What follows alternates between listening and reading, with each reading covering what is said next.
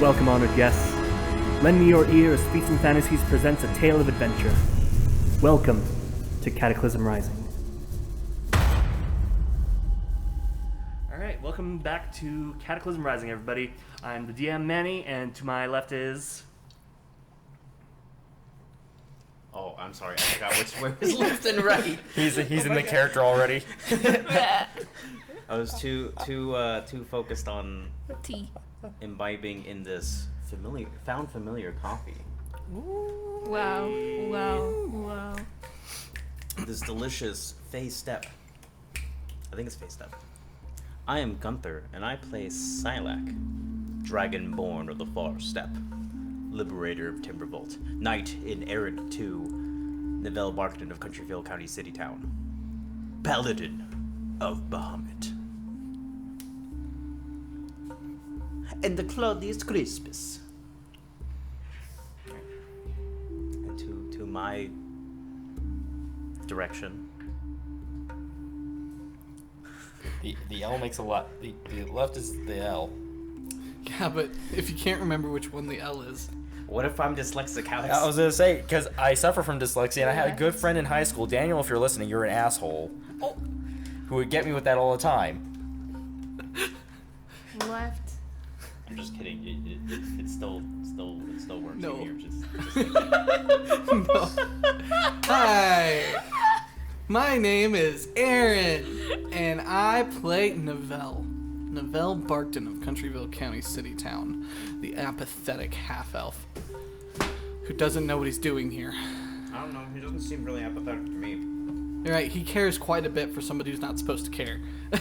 Seems very bothered for someone who's self-proclaiming as apathetic. Yeah.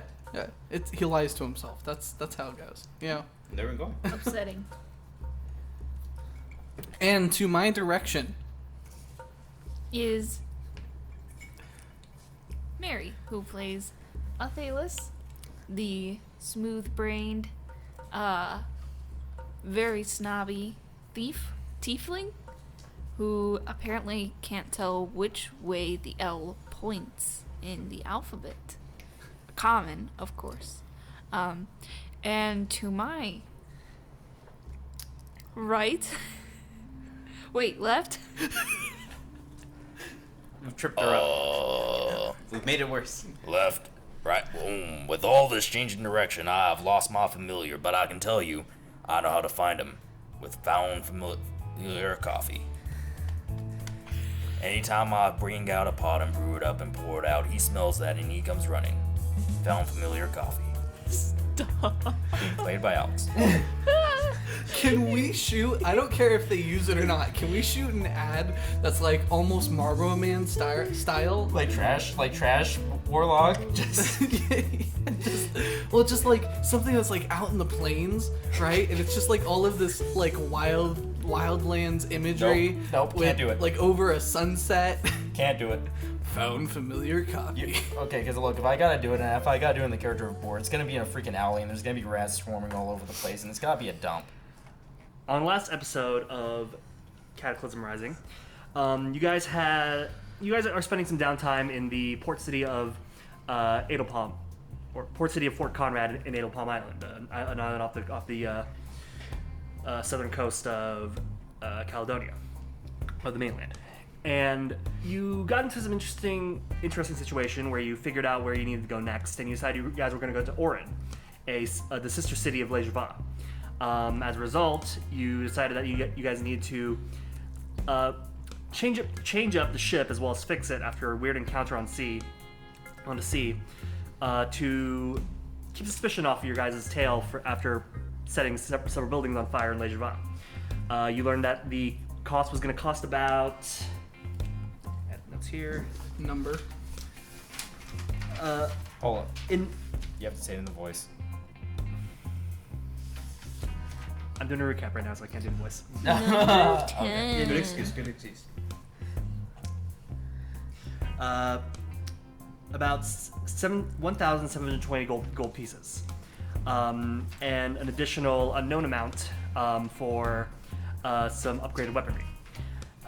You guys decided you were going to just put it on a line of credit and bill it to the built to the royal family in Timber Vault, but decided as well that you needed to pay that off before deciding to actually go through with it. So you decided to take on a couple of odd jobs here and there. Bor and Athelas scammed a gold piece and a couple copper in a very, very interesting con attempt. Scam. You guys then took on a more official bit of work from the local Bahamut Temple chapter, investigating the blood sugar fields, rather infamous tourist destination in Fort Conrad, for signs of possible cult activity. You found the cult, you surprised the cult, and you defeated the cult, and grew a tree in the middle of the sugar fields clearings. Afterwards, you guys collected your pay and went to bed for the night. From here, it is a new morning. What would you guys like to do?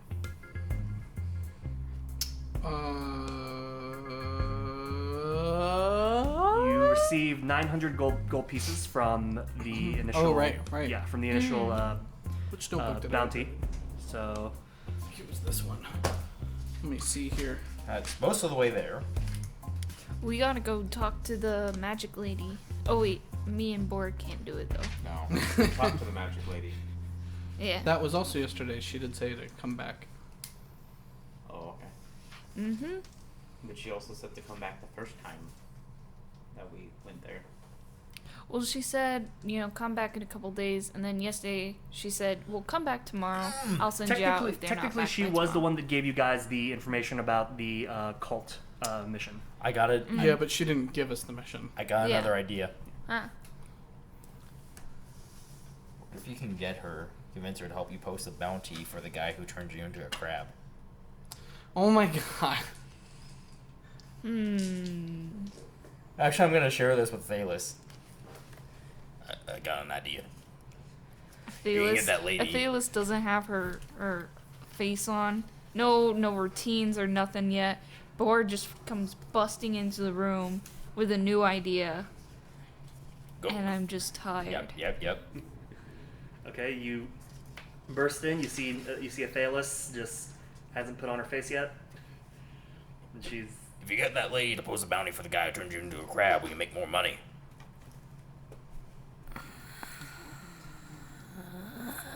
And then I'll leave, just as quickly as answered.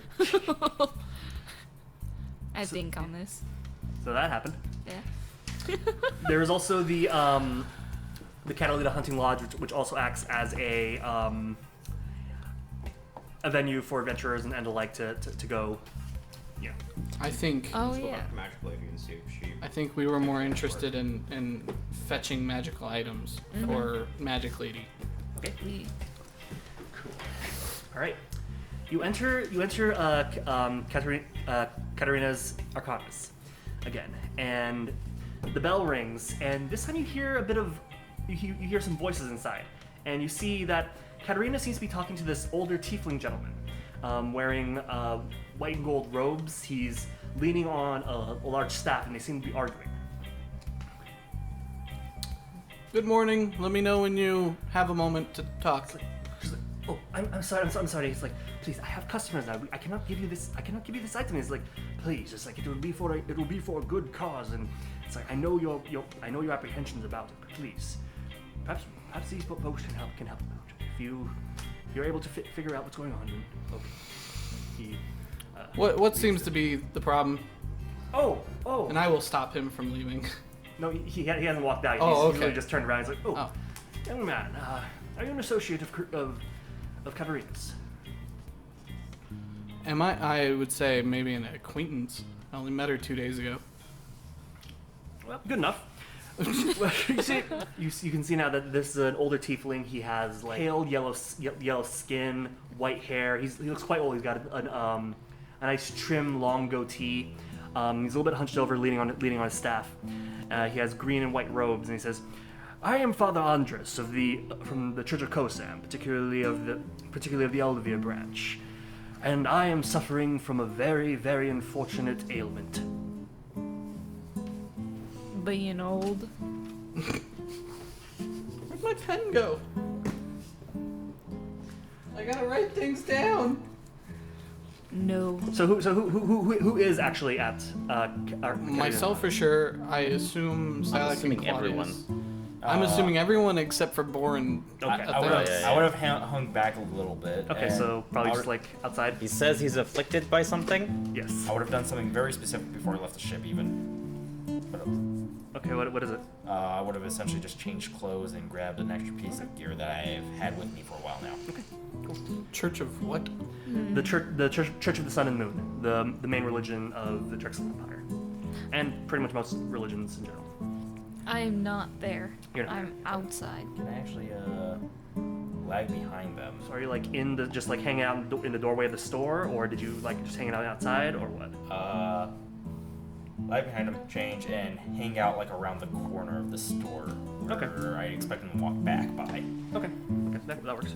I am Father Andres of the Church of Sun and Moon, particularly a worshipper of Eldervere, and I've asked dear Katerina here if she would be able to procure an item for me that would help me in my ailment. Well, you see, I am old. That's legitimately what I was gonna say before you even perked up. Please, slapper. You're old, Yes, coming very close to the end of my lifespan. and that's your ailment. It's more of a joke, son. But Oh, yes. wait. No, yeah, that's Novelle's response. It's like, oh, okay. Yes. And I'm looking to. It's kind of a bad joke, don't you think? I think so. And I'm too old to care whether you think it's a good joke or not. Damn. Anyways, I think that deserves a chuckle. there was a ritual that the UNT on this island used to perform as a way of honoring their shamans, and bringing bounty to the land as a result. They would ritually sacrifice themselves with a special dagger that would turn them into a tree, and I would like to do the same. But Katerina's, and she says, those daggers are filled with nothing but evil magic, and it's like, then I will purify them. What? Okay. What would Novelle know about the UNT? Make a history check. Sure. Oh, what would Claudius know about the UNT? Oh wow, yeah, make a history check as well. In fact, were the UNT even a thing in Claudius's time? Yes, they were. He was fighting in the first UNT war. Interesting. 14. 14? 25. 25. Jeez. All right. So, what would you guys like to know about the specifically?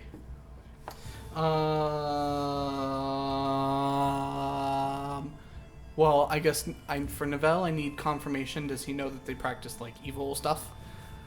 Yes, they. From his The more recent history acknowledges that they their leaders, whoever they may have been, made deals with devils to eventually conquer the mainland.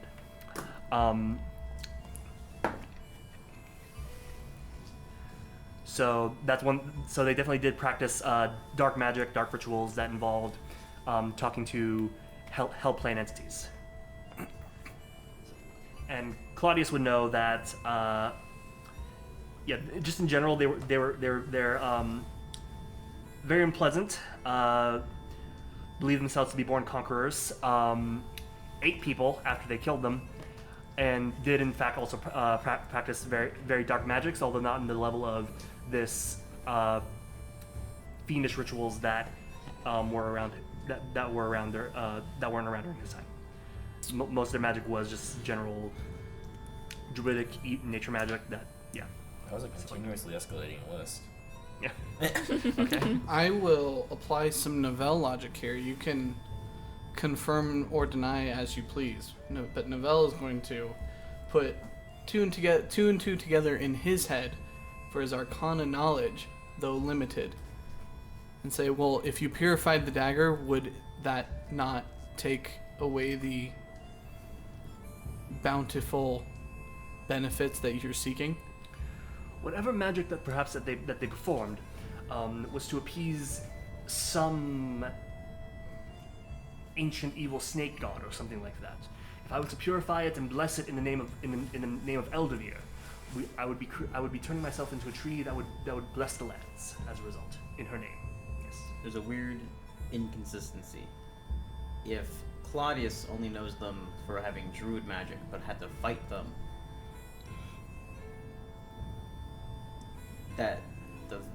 for Novell to have researched enough to know more than a personal account, insists that the UNT won.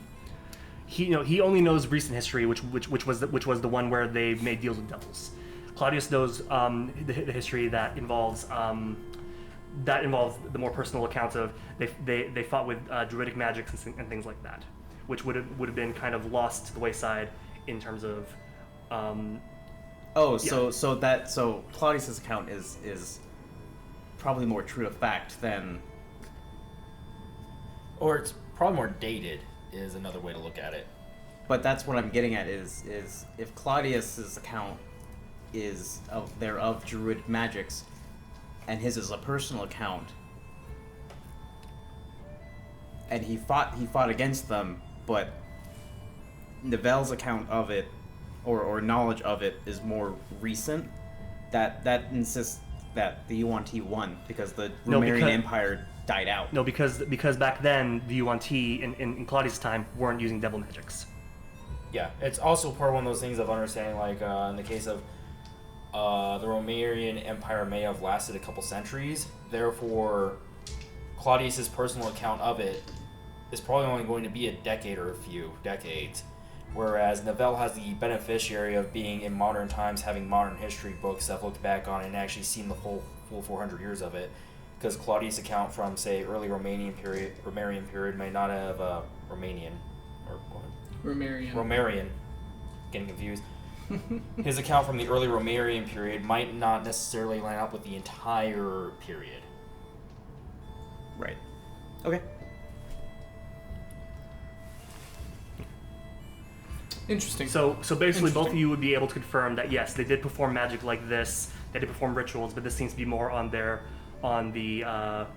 nature side of things rather than the fiendish. So then, does Claudius know about these daggers? With a 14 history, odd or even? Odds. Okay. He has heard of tales where, for some reason, where some veteran accounts have mentioned scenarios where the main objective in defeating a particular encampment of UNT was to cut down a tree for some reason, and it had something to do with the tree gave them power. And the tree might have also been made out of another UNT, but beyond that, it kind of that was a limited amount of information he could glean from the arcane savvy soldiers that he was with. Gotcha. Yeah. Okay. I was gonna say it could also be a case of Claudius fought a specific sect of them that used druidic magic, and there was a completely different sect he didn't know about using devil magic. But I think this information combined, you're saying that this seems to be more towards their druidic side. Yes. Right. Of course, Novell, without being told, is just going to assume it's devil magic. He's going to assume it's fiendish in nature, unless he's told otherwise. Yeah, that'd be accurate. Yeah. Mm-hmm. Well, Novell's question still stands. What was the question? The question was if he because he's assuming that it's devil magic, that it's fiendish. Oh, okay, yeah. If he purified the dagger, then it would lose its properties that gave the benefits. Yes, and he says, and what he does, and he responds with that, I will bless it with the magic of Eldervere, and what's more nature focused than the goddess of nature herself. Couldn't you just do that to any dagger then?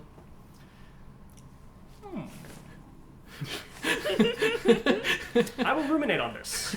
Perhaps your services won't be needed after all, Katerina. Good talking with you, lad. If that doesn't work, then I'll come back. Well, hey, what are you paying?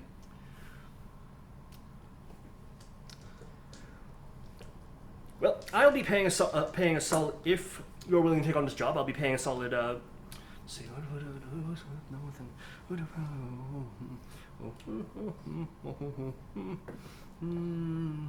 Doobie doobie doo. 200 gold for it. 200 gold? Yes. Where is this dagger? I believe the dagger, and Katerina rolls her eyes and pulls out a map of the island and says, points at a certain area, saying, it's like, the island, it is up north. It'll be about northern-ish part of the island. It's off the beaten path, so you won't be running into any villages that we know of or established by the Empire themselves. Take about 2 days there and back. 2 days there and back? A hobbit's tale. There and back again. And the path, is it dangerous? No, most likely. And you're only going to give me 200 gold? That's all I've got. Well, I mean, you're killing yourself anyway, aren't you? I'm a priest. And? Not much in the way of frugality. Even with my old age. Mm. You don't exactly have pension plans. Well, that sounds like a problem with the church, just saying. Dang. I mean, what are you supposed to do? How can you retire and live out the rest of your days? We live out the rest of our days in the temple. And are eventually buried there. And except for you, who you're going to turn into a tree. I want to go out with a bang. Or a bloom, perhaps, so to speak. I mean, yes, I could just resign myself to wasting away in the dusty old mausoleum, or I can be a courtyard fixture. This all sounds very heretical to me. Guys. I don't know. Claudius, what do you think?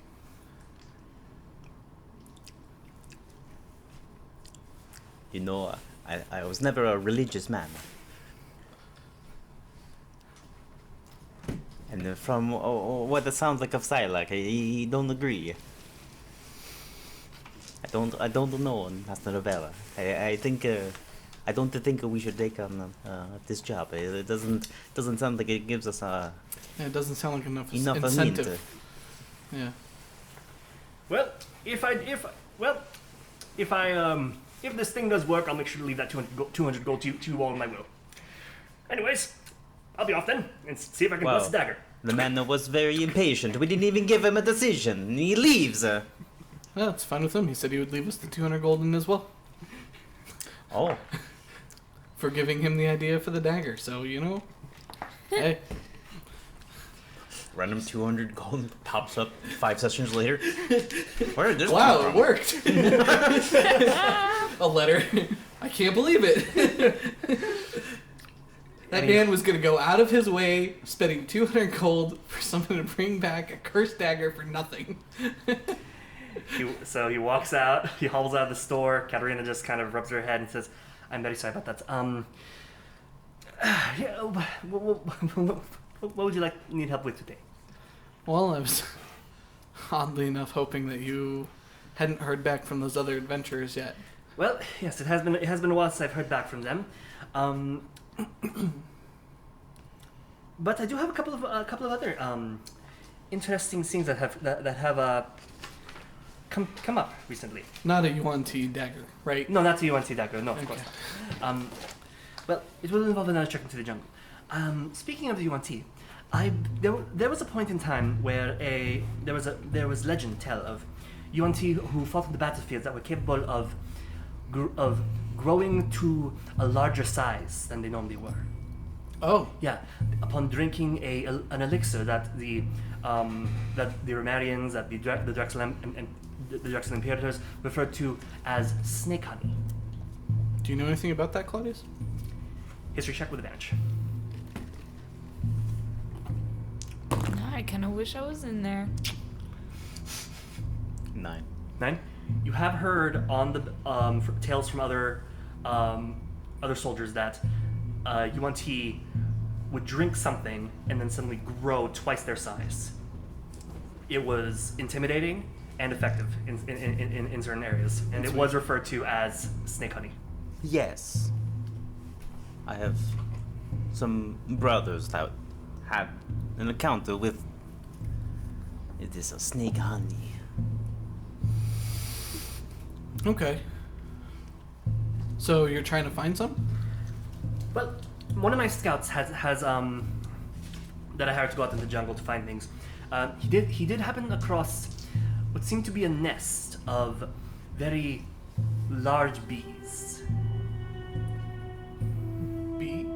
Bees? Yes, Large bees. large bees, about the size of a small dog. Oh. Like jazz? He did not ask. And this could possibly lead to the finding of this snake honey. And when he did try to track him down, unfortunately, he did come across death butterflies. Death butter? Okay. As a ranger, do I know anything about either the death butterflies or the large bees? Make an H check. I was going to make fun of trumpets being some sort of honey gold, and that the honey is made by playing a jazzy tune at it, but death butterflies? Now I've been done a concern. I mean, at least they're not blood flies. Nature? Nature, yes. Blood. Bathe in their blood. It was a nat 1. You Still 4. you try and think to yourself, and then suddenly one of your eyelashes falls into your eye, and you're just like, ah. Yes, they are. I wouldn't be surprised if you've never heard of them. Let me. And she wanders over to a wall. She presents to you a little taxidermy butterfly. It is orange and green, and the pattern on its wings formed the shape of a skull. And she says they are aggressive and carnivorous. How big are these butterflies? Size of an average butterfly, about yay big. Butterfly is different in size, between like tiny to pretty big. Then Like the size of probably of 2 of your palms. that works. Yeah. The one that she presents to you is about the size of both my hands. Okay. So, Okay. Yeah. So yes, they're aggressive. They are very territorial, and they are carnivorous. What they are doing with these gigantic bees, I'm not entirely sure. But my scout, understandably, did not want to risk his life to wade through a swarm of death butterflies. So I settled on just receiving the information, and it was good information. It's So you need us to go and wade through these death butterflies and giant bees to try and locate this snake honey? not just locate. I would like you to collect some, and I have multiple bottles. So I just need one bottle. But if you can, I can offer you. I can offer you 3 other bottles, so 4 bottles total. 3 for you to take this snake honey and do with it what you please, and bring some back. And, well, I have to ask, how much are you paying for this trip? This one I would pay. 350 gold for. It's another. It's south of the island. Another 2-day back and forth trip. 350 bring us up to 1250 total. Master Novella, if you will. A moment of your time. Yes. 1 second, miss. Of course. I'm gonna move away from her. Okay. Master Novella, if the adventurers that she has sent to find this snake honey, the word is very hard to say, then perhaps we might find a little bit of extra, as opposed to, a cursed dagger and turn you into a tree. So you're saying that the path might be more profitable than just the gold? Ah, now you're thinking like a Romarian. Oh, I see. So what would you like to do? Yeah, so I guess I'll walk back over. Okay. Yeah, I guess we'll do it. Wonderful, wonderful. Let me get the bottles. And she gets heads in the back, comes back with 4 bottles, about the size of of regular healing potions. So I think that's Do you right. happen to have one more bottle? She'll make an investigation check. Here we go. And she's like, that is 5 bottles. Okay. Thank you. Wonderful. I'll scoop them up and put them in my bag. All right. Bum, bum, bum, bum. You got 5 bottles. 5 empty glass bottles. It's dangerous to go alone here. Take this. Anti-glass. I heard anti-glass as opposed to empty glass. Antique glasses, they make you see worse. But they're anti-glass bottles, so they're bottles that hold a substance that negates glass. I spelled Just cat. I It spelled just holds cats. Holds cats. I spelled anti-pesto on my pasta, and now there's a black hole in the kitchen.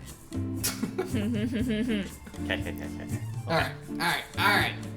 Well, Oh, hold on. Man, are you writing notes? No, I'm just kidding. I'm it's fine. He was writing down the anti-pasta joke. Oh no. I was writing down the anti-glass bottles because that actually sounds like it would be an interesting magic item. I'm more scared now. That's why I had concern. I was like, Manny, what are you writing down? Hold on. The anti-pasta thing was a dumb joke, but now the anti-glass thing is terrifying. okay, well, did she tell me where I could find this stuff? Yes, it's going to be southwest of the island, into the jungle.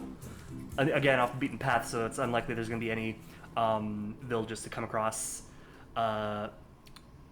It'll be a 2-day trip back and forth. Okay.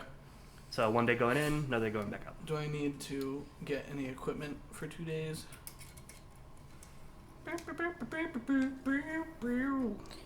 Are you guys gonna come out and let me and Bor know? As soon Where are as you? Mm-hmm. Because he's like in the corner of the store Outside. trying to stay out of sight. Well, I'm not really trying to hide too much. I'm kind of hiding in plain sight, is what, like standing on a street corner, hiding in plain sight. Okay. I mean, I guess same, because I wouldn't want to stand right outside Right. where the windows are, and she sees me like, why is that crab lady loitering around? Crab lady. Doesn't Avoid seem the like- windows. Doesn't seem like she's noticed you guys yet. And so. the Ah, walls. what? Okay. All right. So she comes back with the bottles. You shove them into your bag. What was the little plan that Claudius and Novell were talking about? If you're willing to share. It wasn't really a plan. It was just saying that we might be able to find more to make the trip more worth our while. We moved away from her so she didn't know that we were weighing our options Right. But in a respectful way. It wasn't that you weren't supposed to hear us. okay. But I as DM also just didn't hear you at all. So because you guys Well, were, that's what it was. Is we Right. were talking about how we were hoping that we would be able to find more on this trip than Okay. just the honey, Okay. Gotcha. the snake honey. Legitimately. Okay, Not yeah. even like... Like we were just expressing our hope for this upcoming adventure. Gotcha. Okay. All right. Whatever you want to take from that as a DM is up to you. Okay, cool. Just want to make sure. All right, this one. See, there's more to it than that. All right, so you've collected the glasses. She is giving you. She's pointing out the location on a map. What would you guys like to do now? Well, I will. Just gonna make this simple and easy. I'm gonna thank her and take our leave. Okay. Are you guys leaving now, or is there any prep work you'd like to do? Well, we obviously need to go find Athelas and Bor and let them know what's going on. In the but no, not in the store. They're not in the store. They're not in the store. No, we're nowhere in the store. Okay, because you got. I had asked you multiple times. You No. guys made it sound like you were in the No, store. no. No, what I said- no. I They said- specifically said that they're away from the store. Like I said, yes. way nearby, like the street corner. Uh-huh. Yeah. Specifically, he literally said he was on the street corner. Okay then. Cool. So it's fine. It's fine. Okay, so you guys find them. Yeah. I am standing there on a street corner, wearing common clothes. I'm mad chilling too. Strumming a Oh. lute. I'll walk up and I'll be like, Bor, what the fuck are you wearing? Nope. I'm just standing there strumming a lute. What are you doing? I don't know about. I'm just a humble traveling bard.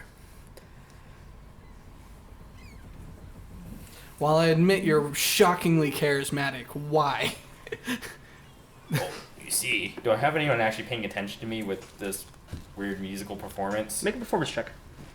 Okay, and to clarify how I'm actually doing this, I've just been singing sea shanties Okay. and lightly strumming the lute. I don't know how to play a lute, so I'm using prestidigitation to make faint musical notes come out of it. Okay. As the But you board actually have a game. lute. Yes, because I remember I bought common clothes in Le Java, and then I took the lute off the little gnome priest dude we killed. Oh yeah. Okay. Yeah, Whatever happened to Amethyst loot? When she got presumably taken. presumably she has it. Yeah, you guys never took That is a took it from her 16. stuff. 16. Yeah, you've got a couple of drunken sailors who are just kind of like just like. And then I will you're doing a lot better than they are, but they're paying attention to you. look at Novell and telepathically say, when you run a con in town, you can't stay the same person too long. You ran a con. What are you? I ran the crab scam. This is telepathically. Yeah. Oh my god. And he can't talk back telepathically, so he's looking at board. He just looks so confused. I'm looking back. Don't tell me you don't know the crab scam. I got us a job. This is Oh. trailer park Oh, boys. perfect. Now I'll put the loot on my back and you just kind of wave goodbye and walk off with him. Hey, oh, give us that. Okay, fine. And eyes. Like, oh, hey, you know what I- Did you at least get any tips? Did I? Odds are even. Even.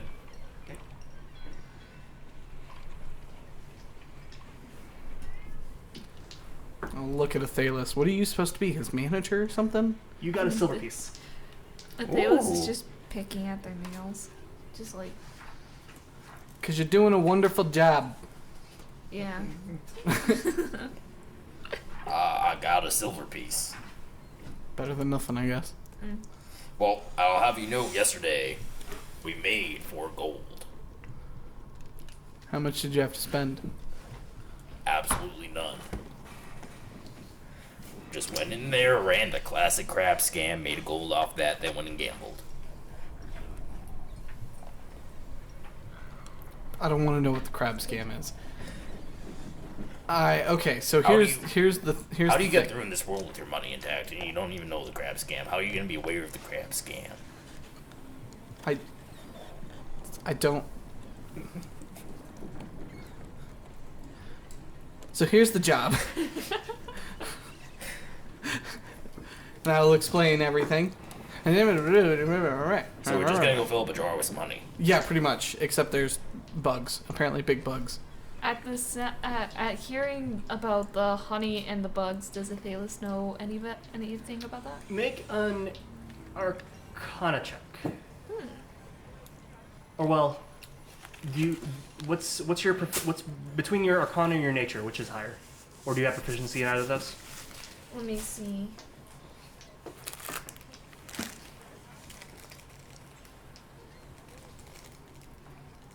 And nature. I have proficiency in nature. In Nature, okay. Yeah, roll Nature then. That's a 23. 23, nice. This sounds this weird honey that makes from giant bees that made the yuan-ti grow. Something like this sounds very similar to an enlargement potion.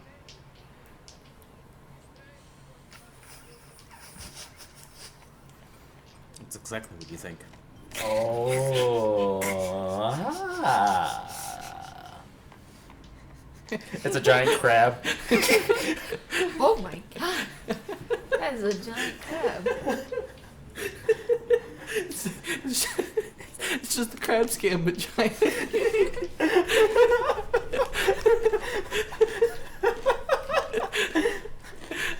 I don't know why that makes it so much funnier. Well, and there's the other better part. If you got enlargement potions, you have to assume there's also reduced potions. And then you run the opposite scam. The tiniest. Like you reach into crab your in the pocket, boat. okay, and you pull out the world's tiniest crab. You're just like, look at it. So cute. Alright. Okay. Yes. So I've heard of an enlargement potion. Yes, and this honey seems to have very similar, based on what you've heard, it seems to have very similar properties, which might explain the giant bees. Oh, okay. So with a 23, would I know that the honey was used in making the potion? With a 23, it might actually be the honey. Oh. I see. Then this has definitely piqued Athelas' attention, and they would very much like to get their hands on this honey. Do you want to be adult size? She's not that short. You She's know a tiefling. what? Actually, Probably taller than you. yeah, joke's on you, Boar. I am 5'7". Impressive. You're thought he solid was a 6 feet, aren't you? I thought he was a short little shit. No. 5'9". That's the other one. No. God damn. Okay, so Now Phyllis has even more reason to get the enlargement honey. Yeah. well, what does Athelas want with an enlargement honey? I guess I'll find out. She wants to run the crab scam, but bigger. I mean, let's be honest. No. Well, do you guys need anything before we head out? Because it's gonna be a 2-day trip and we're running out of time. Oh, I think I'm okay. Well, I bought this chainmail shirt that I can't even wear. You can't wear it? I can't wear it. I'm Why? not proficient in it. I mean, it doesn't stop you from wearing it. I know it doesn't stop This me means from things are wearing going to it. go badly. Yeah, exactly. I don't want those things Is to it- go badly. Is that light armor? It's medium armor. I got a chainmail shirt. You could sell it. Yeah, definitely not for as much as I bought it for though. How much did you buy it for? It was Ugh. 50. That sounds like standard D&D price. Yeah. I'm so happy I have the equipment page post loaded. Chain shirt, 50. Yep. Yep.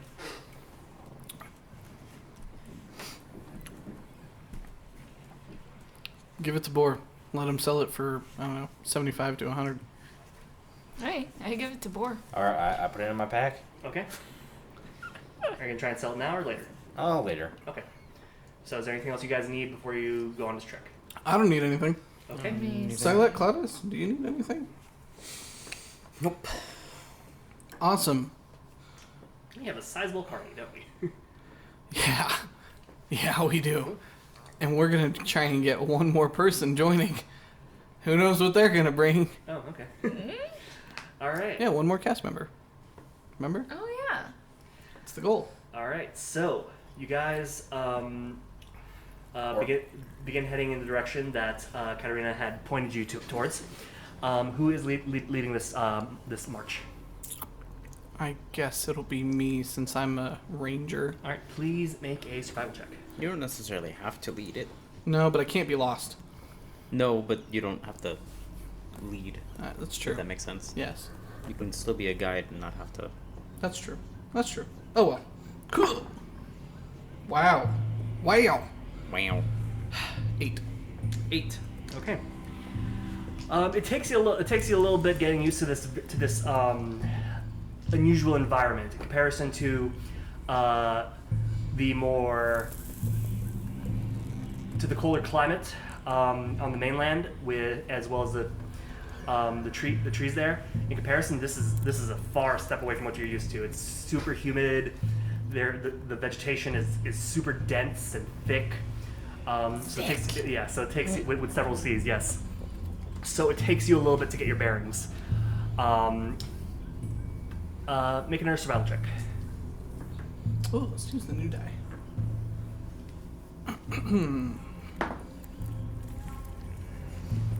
I'll go back over to my skills. That is a 19. A 19, nice. Yep, this time you managed to get better footing, and you're getting a little bit more used to the terrain. And at some point, you come across what seems to be a tree in the middle of a clearing. It's different from all the other trees in the sense that it doesn't have any branches. It's just one tall spire. Trunk that just climbs up. Yes, but it seems more like all the branches are missing, have been chopped off of it, and there seems to be what looks like almost in the wrinkles of the bark a face. Can I do an Arcana check on it? Or no, a nature check. Sure. What are you trying to suss out of it? I'm trying to see if there's any species of trees that I've heard of that have a face on them. Okay. That is a 14. 14. You've heard of walking and talking trees, but this one doesn't seem like it moves at all. And it's a big face at the base of the face at like the base of the roots. Mm. Yeah. So think something along the lines of like the Great Deca Tree. So yeah.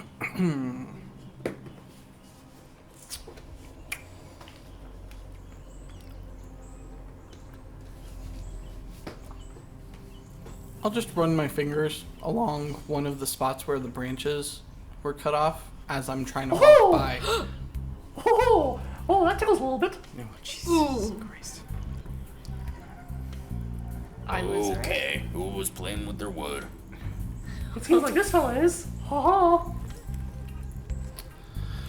You hear a voice coming from the tree.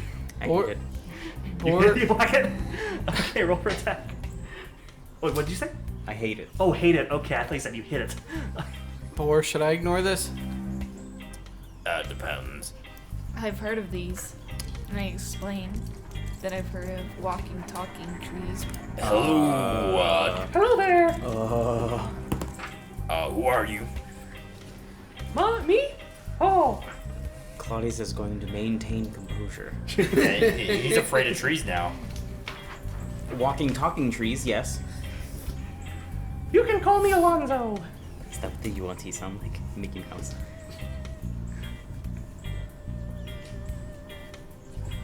I don't like that you're not answering that question. Wait, what did you ask? I said, is that what the UNT sound like? Mickey Mouse? They simultaneously get less and more scary. Yeah, actually.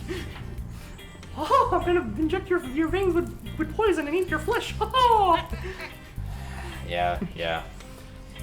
Hiss, motherfucker. Oh, God. What exactly are you? Well, I'm a tree. I'm a tree, you see? Lavelle, Yeah. I have this. I will look at him and telepathically speak. So the tree doesn't hear me. I have the strange suspicion that we need to ignore this, but also the suspicion that we can't.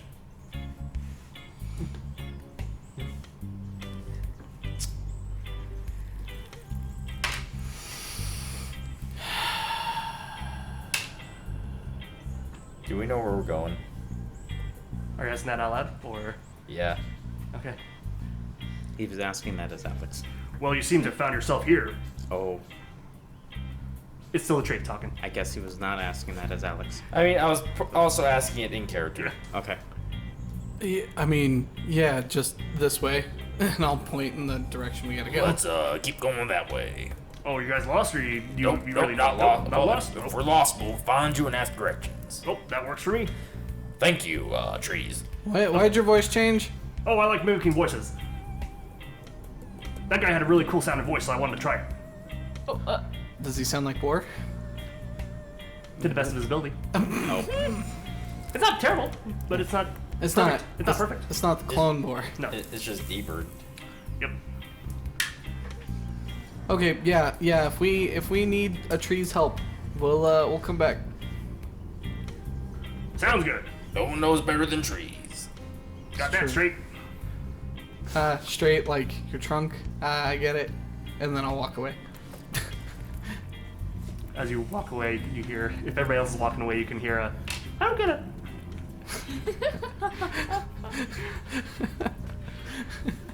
Neither do I. Oh my god. That's the joke. All right. One more survival check, please, if you guys are walking away from the, if you guys are leaving the tree alone. As opposed to not leaving the tree alone. Terrifying. Sorry, I'm just, I don't know where that, I that don't sentence was going. I don't know what to make of this. It's a 23. 23, okay. Yeah, after a bit more traveling, you eventually start to hear in the distance a low buzz. Oh boy. Oh wait, no, hold on. I'm sorry, need to regroup, considering how long I said this was all supposed to take. Yes, 2 days. Yeah, it's supposed to be... I mean, that doesn't necessarily mean we don't hear a soft buzz. Bees don't necessarily travel only You're right, within. You're right. Yeah, they can distance of their- travel a little ways away from the hive, and the other issue is Quite a long way, actually. some noises carry very well through the woods, and the other issue is sometimes distance and time in the woods doesn't work out the way it would over even terrain. Like sometimes, the distance you can travel in one day can only be traveled in 2 in the woods or the jungle. Yeah, Okay. depending on if you're following a path or if you're trying to cut through. Exactly. And we're trying to cut through. You guys do still hear that buzzing noise, but it eventually escalates into a shriek. Oh. This goes on for about 2 minutes. Oh, it's probably just jungle ambience. Can I see anything? 12. 12. Within this area, within this new area, even though you have been getting used to traveling through it, you haven't gotten really used to seeing through it yet, and you can't really see anything within your field of view. Can I go ahead? Continue? I was going to ask if I could identify the direction that the sound is coming from. With a 12, yes. Then I will point it out. Okay.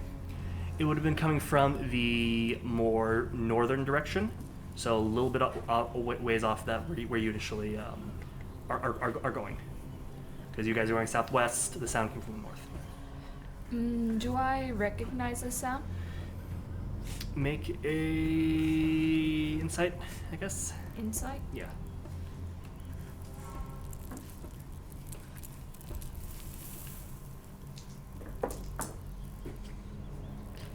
Eight. 8? No. Damn it! I have a fucking. But I was gonna ask, can I actually see anything? Make a Hold perception on. check. That's an 18. 18. You do hear, or not hear, but you do see rustling within the woods, and it's with an 18. You see that it seems to be going in the direction of the shriek. Huh. Wait, can you say that one more time? Boar saw a rustling within the woods, the movement of some foliage, and it seems to be going directly towards the sound. Oh. Kind of confirm for Novell. There is something moving up there.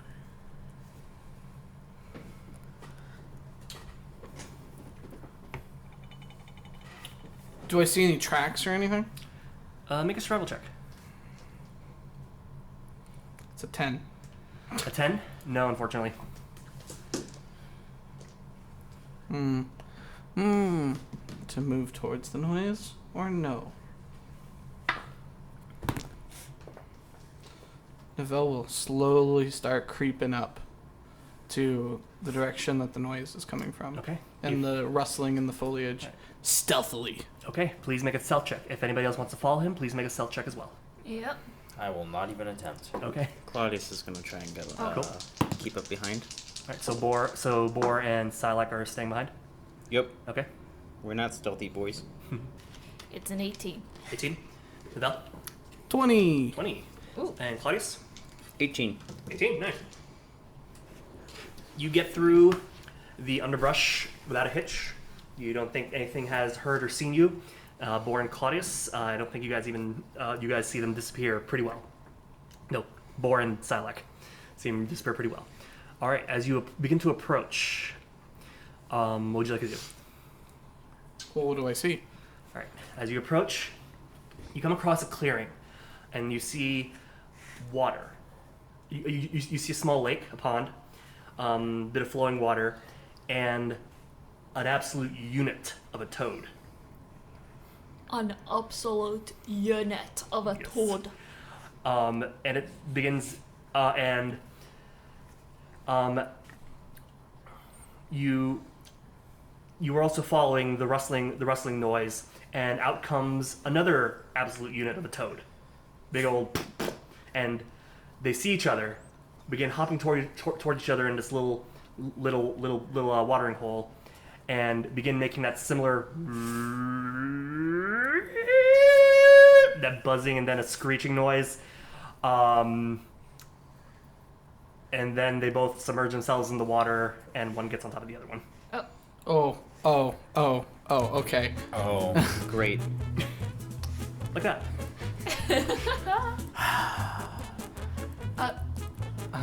Is there anything else of interest here amongst the fucking toads? Not really. Oh, Are there? Double entendre. Are you sure the other didn't hop on the other? Yes. Is there anything to be collected, sample-wise? Make a. What ability would that be? nature? They get in. Sure, nature or perception, whichever one. Animal handling? That'll be for later. They get in late. No. Oh! No. Please. Benny, don't stop. I mean, What'd you it's... get? Oh, 9? A 9? A nat 1. A total of, okay. You think you see something murky going up, filling up the water. It could be useful. Could just be mud. That's an inside Hey, joke. you get money now. It could be. Oh my god! It's Bud's family. It's Bud's origin. Okay. So Jesus. so there's nothing else of note here. There's no hidden treasure that I can see amongst the happenings. There's nothing of note, nothing interesting other than this. Not what you initially thought, no. Then I'm leaving. I'm Quietly. Hold up. But Devel, You're not there. there could be. I'm just speaking as Alex. There could be untold riches. Oh. I'll accept that. I don't know. Are there untold riches? I take 6 points of psychic damage. That was a hefty plunk. Oh, yeah. Make a perception check then, if you really want to. The weight of these puns. Shit. I mean, I don't really want to stick around the fucking toads. Oh, but they want to stick to each other. Thank God that was low. 9. Yeah, you don't see anything except Okay. the toad. It's like the toads are kind of like you can't look away. Then I'm putting my cloak on and I'm quietly leaving. Okay. Well, that was a 28 on my die. I'm not even Yeah. going to attempt to take any sample. Okay. And Claudius is stepping out as well, or? Claudius is questioning his life choices, and maybe it would have been better just to stay in the Fey realm. And there would have been even bigger toads. Anyways. The tree would have ripped them apart. All Maybe right. that's So the fate he you guys back out. You let them have the privacy. The sun's getting real low, and darkness is starting to come upon the jungle. You guys gonna camp out? Was there anything good up there? No, there was nothing good. There was nothing good up there. We saw Let's toads. find a for- place to camp. We saw a pair of toads fornicate.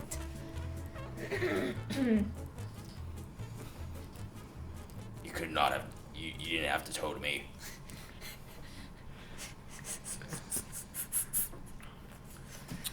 So let's find a place to camp. right, you guys set up camp. You Preferably away from the fornicating toads. you Schooling's definitely gonna made die. yourselves a distance away from the fornicating toads. All right. So you guys settle down, make camp, have whatever rations you got on your person. Who's taking first watch? If you guys are willing to do watch. I'll go ahead and do it. Okay. Make a perception check.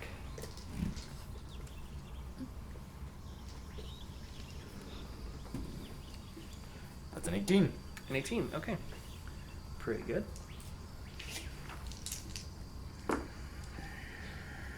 With an 18, don't really say anything. It's a very humid jungle night. And yeah. I will whisper out into the jungle. Chaos, are you with us? Make a persuasion check. Persuasion? I'm persuading him to reveal himself. That's a 7. Nothing respond. Well, then wake up the next person. All right, who's taking next watch? I'll do it. I will go wake up Neville and go to sleep. Okay, Nibel, please make a perception check. Alright, what do I see out here? Let me take a look out into this here jungle. Let me just see here. We got we got a 10. 10. Okay.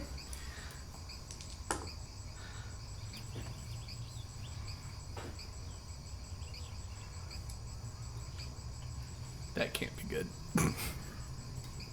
He's just looking to see if anything happens. What's the worst that happens? Can I rub my eyes and roll again? You hear Oh no. Oh. No. the sound of hissing Oh. Ooh. and rustling leaves. From what direction? With a 10, you're not entirely sure. Oh no. Yeah, it sounds just like that. Yeah, but multiple. Oh. Excuse me? Mm-hmm. Pull out my flint blade. I ready it. Okay. And I will ready an action to, well, I guess technically dodge, but block whatever comes through. Okay. Like if anything tries to attack me or anything. Make another perception check. Is block a thing? No. No. Dodges. Then it would be dodge in this case. Perception check? Yes. That was a 7 on the perception check. Okay. It's gonna be one of those nights. It's gonna be one of those nights. All right, give me 1 second.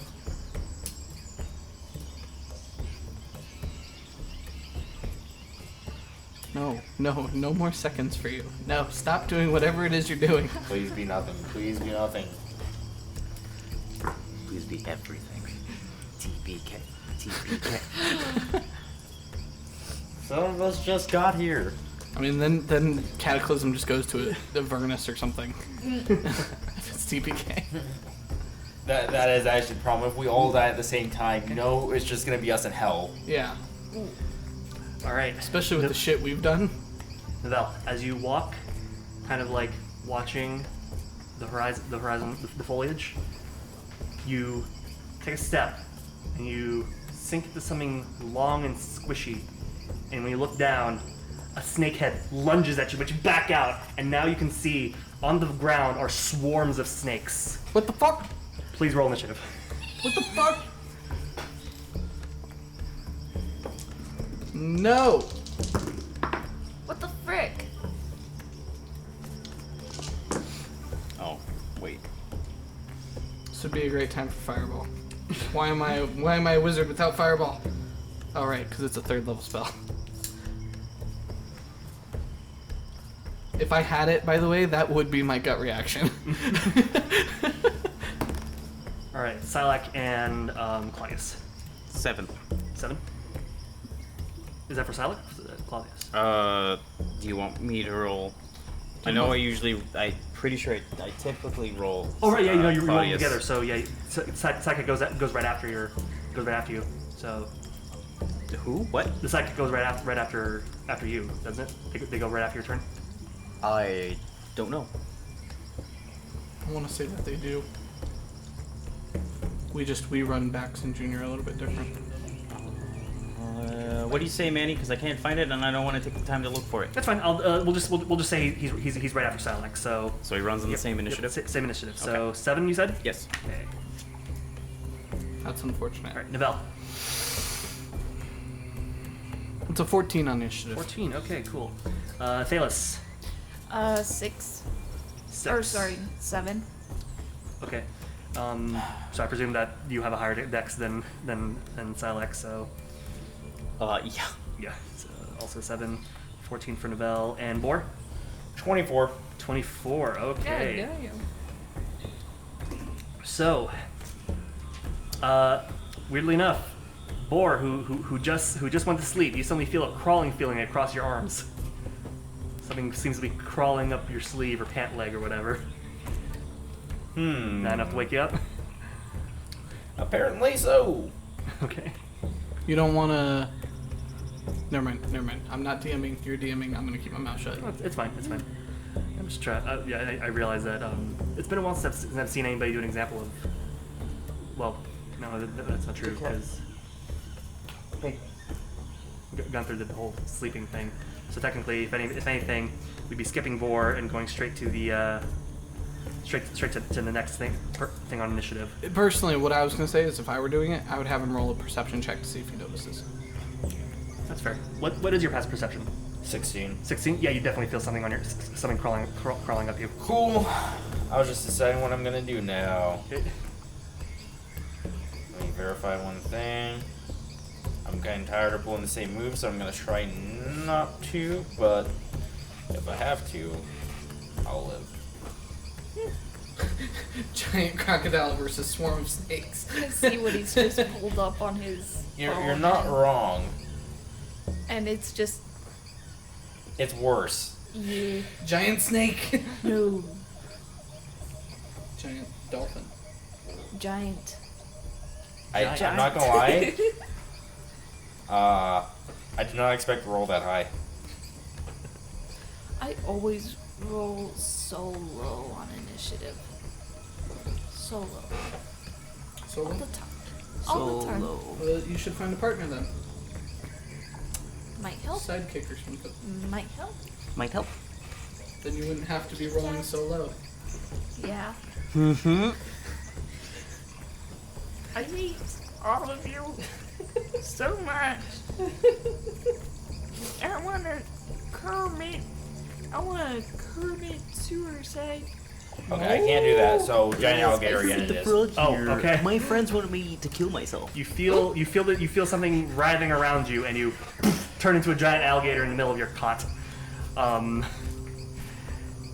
Yeah, a bunch of snakes just go flying everywhere as a result. Do we need the map? Decided on giant alligator again. How big is this? Or giant. Sure, let's get a map out. Marker's right there by Alex. For the record, then, that being said, actually, it'll be the snake's turn after Boar, and then the. And that's basically my whole turn to do that. Okay. Oh yeah, that is an action, isn't it? It is an action. Guys. So turning into an alligator was your action, yeah? Yeah. Turning into the giant alligator was my action. Novell, you hear the giant gator by you. Oop. By you. Yeah. Uh-huh. And then with that, the pile of snakes in front of you decide to take advantage of that and will attempt to bite you again. Is this their turn? Yes, or... it's their okay. turn. What's your armor class? Depends. That's 22 to hit. Yeah, it hits. Alright. They lunge at you, I can't even pretend to bullshit my way out of that one. doing 9 points of piercing damage. Oh! And I need you to make a con save, please. Did you use my dodge action on that? Oh, right. What does the dodge do again? I think it imposes a disadvantage for the first attack. Then on the first attack, Let me make sure. on their first attack was their initial lunge at you, which instigated the encounter. So Okay, so that's what I was asking Yeah, about. so there would be and they miss the first time. Okay. So they're coming back second time, And yeah, they do. I need you to make. Well- They did 9 points of piercing. I believe dodge lasts until his next turn. Does it? Let me make sure. Until the start of your next turn, any attack roll made Okay. against you is disadvantage if you can see the attacker, Then- and you make the dexterity, and you make dexterity saving throws with advantage. Then rescind that 9 initial points, and I will roll with disadvantage. Okay. Wow. That will be with a disadvantage. That'll be a 20 to hit. Cool. Fuck, man. Yeah, it still hits. Okay, I'll re-roll the damage anyway. Maybe you don't get a 9 this time. You get an 8. 8 points of piercing. And Take I need, it. And I need you to make a con save. Cool. Okay, 1 second. Let me take that damage. You said con save. Yes. Old trusty here. It's that kind of night for me, man. That's a 4. A 4. Oof. All right. Then Wait. Wow. So as all these snakes begin to. wait. Aaron, we can't afford that low roll. You know what? No, I did what I did. Go ahead. Go. As all continue. these snakes begin to bite into your legs, piercing through whatever armor you might have, or just piercing through your pants, you then feel like a cold sensation rushing in through your body, and you take an additional. Yeah, that's right. 14 points of poison damage. Oh, jeez. Oh boy. Up next is Do I have anything to negate any of that damage? Am I poisoned? Thankfully, no. No. No, but you do take that poison. Okay, but I'm not poisoned. You're not poisoned. No. Okay. All right. So, after that, Jeez. it is now your turn. Jeez. What the hell do I want to do, man?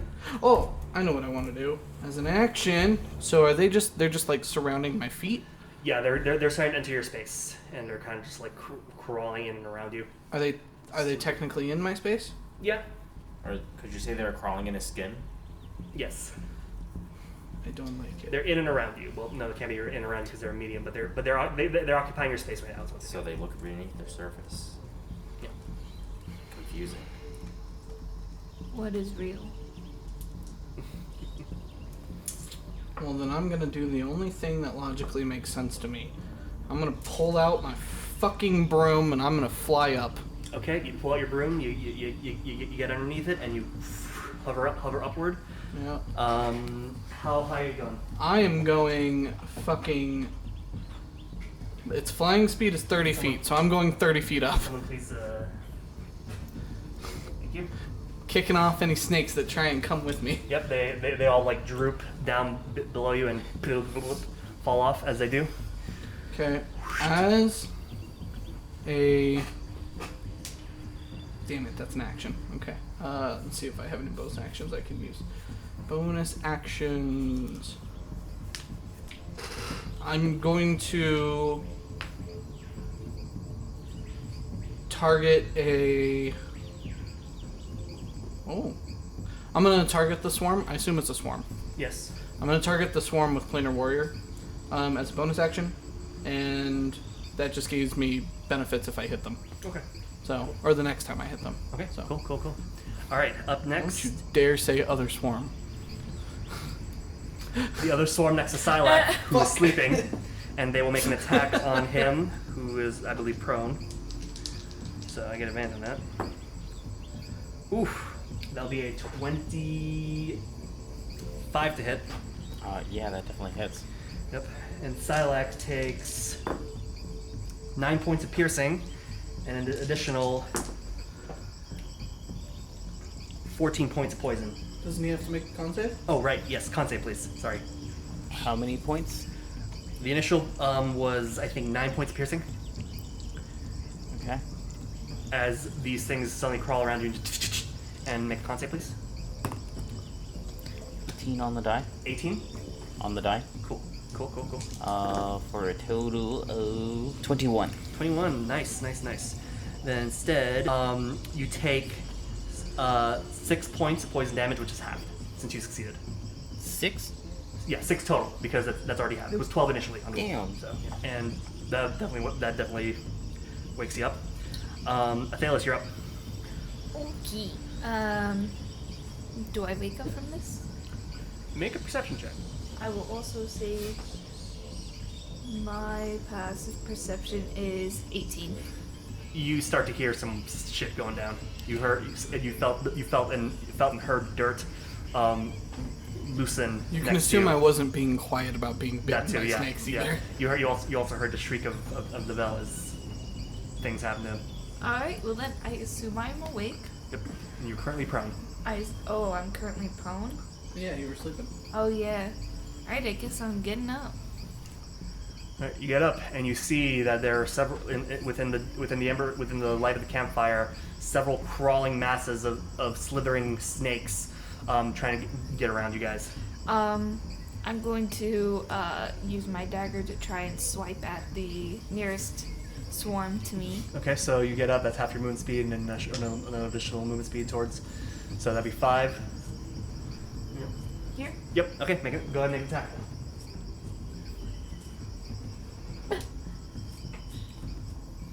That's a math. That's a 16 to hit. That hits. Roll for damage. Sweet. And I'll say you have sneak attack damage since technically, Yes, I yeah, will be using my they're sneak. being flanked Mm-hmm. Let me see.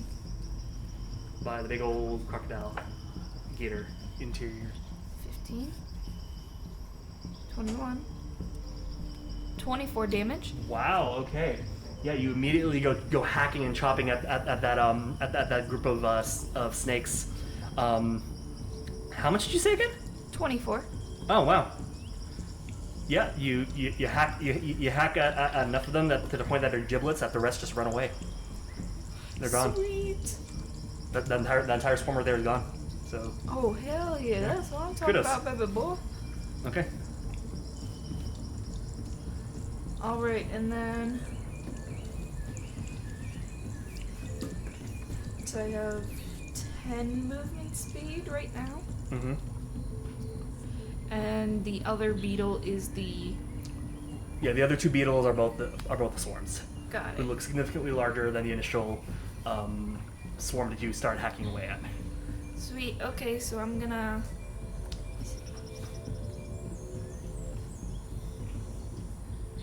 I'm gonna... You have 10 Use- feet of movement speed left. Yeah. I'm gonna use dash Okay. and move myself.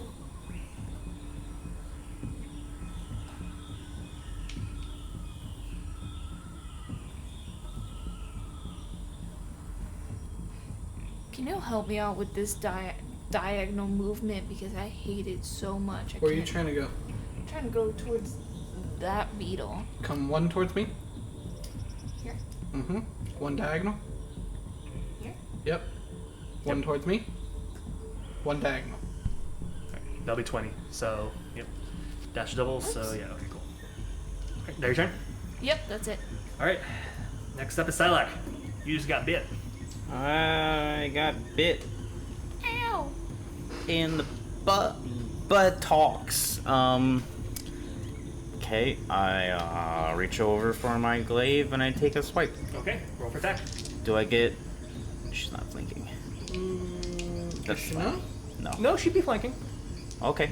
So yeah. I would consider that flanking. Yeah, I consider that flanking too. If you say so. It's close enough. D&D logic. Natural 20. Okay. So you know what's gonna happen. Yeah. Yes, sir. Alex about to roll a ton of fucking dice. So that's And he's about to absolutely destroy these So- snakes so until you it's know just what? snake soup. You know, I pictured every time it rolls an nat 20. You know that scene in the first of the new Godzillas where he's fighting the other monster and like he finally grabs it by the shoulders and then his entire body starts to glow up as he just aims his mouth down the other beast's mouth? That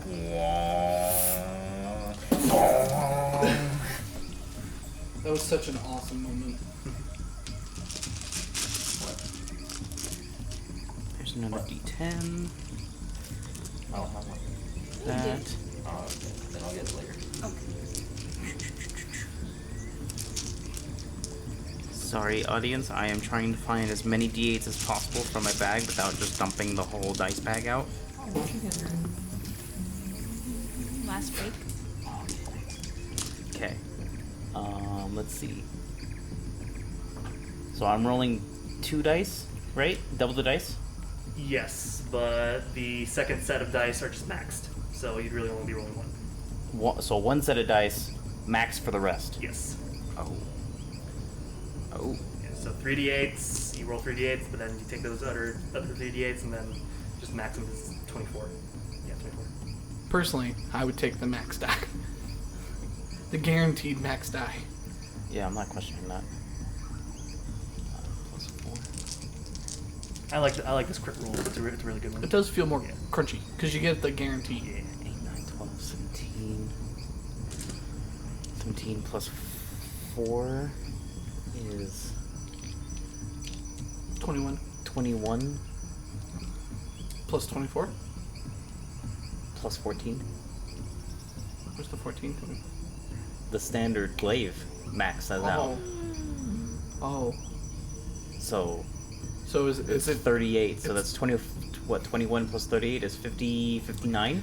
59 points of slashing Yeah. and smite damage. Yeah, you lean, you grab your glaive, lean over, roll over, and just smack that group. Athelas, you see Sylack do this, and suddenly there's a geyser of snake giblets that just shoots up into the air and rains around the campsite, and the smell of roasted flesh can be heard.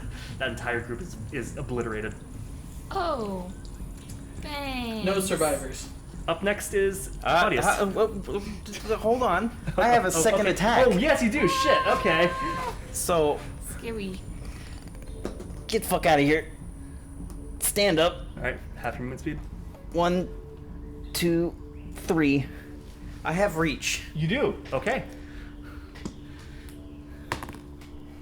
9 will not hit. 9 will not hit. Okay. Oof. That's fine. I thought he was about to take care of the entire problem and just say, Claudius, go the fuck back to sleep. Can I roll? Claudius is going to bonus action help. Okay. So I'm going to roll with an advantage. Okay. 12? 12 unfortunately does not hit either. Holy shit. Yep.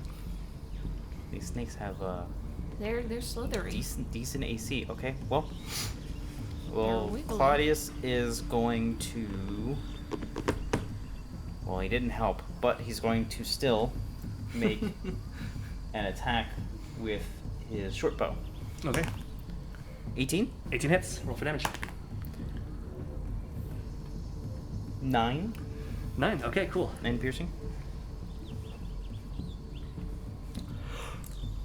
He gets up, leans up, fires a bow into that nest, and manages to skewer a couple in the process.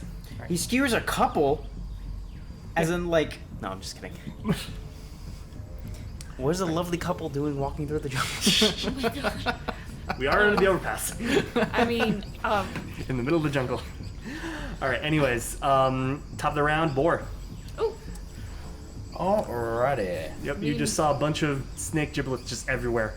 what are those toads doing? So walking around our there's still a camp? swarm in front of There's me, still a correct? swarm in front of you, yes, and they're like right below Manuel, and they're trying to reach for him as well as trying to attack Sylack, who just tried to hop in up in there. I'm suddenly worried I'm not going to be able to get to do the dumb thing I wanted to do.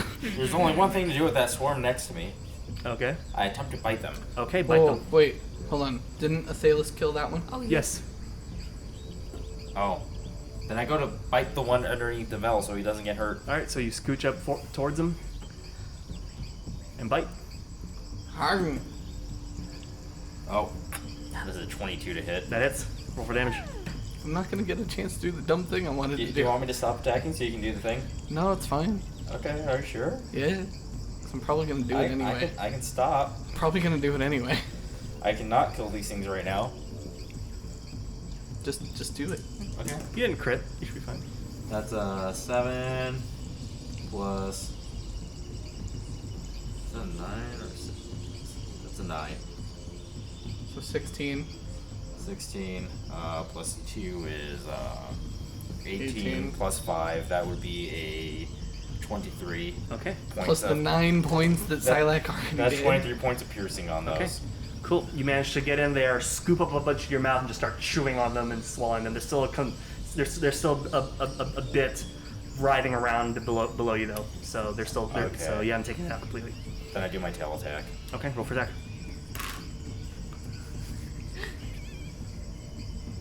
That is 16 to hit. 16 hits. Roll for damage.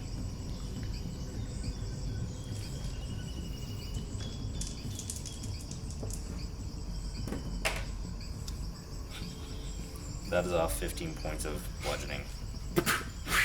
And the rest of them go flying into the forest, and they're gone. All right, I gotta. It's a powerful form. It is.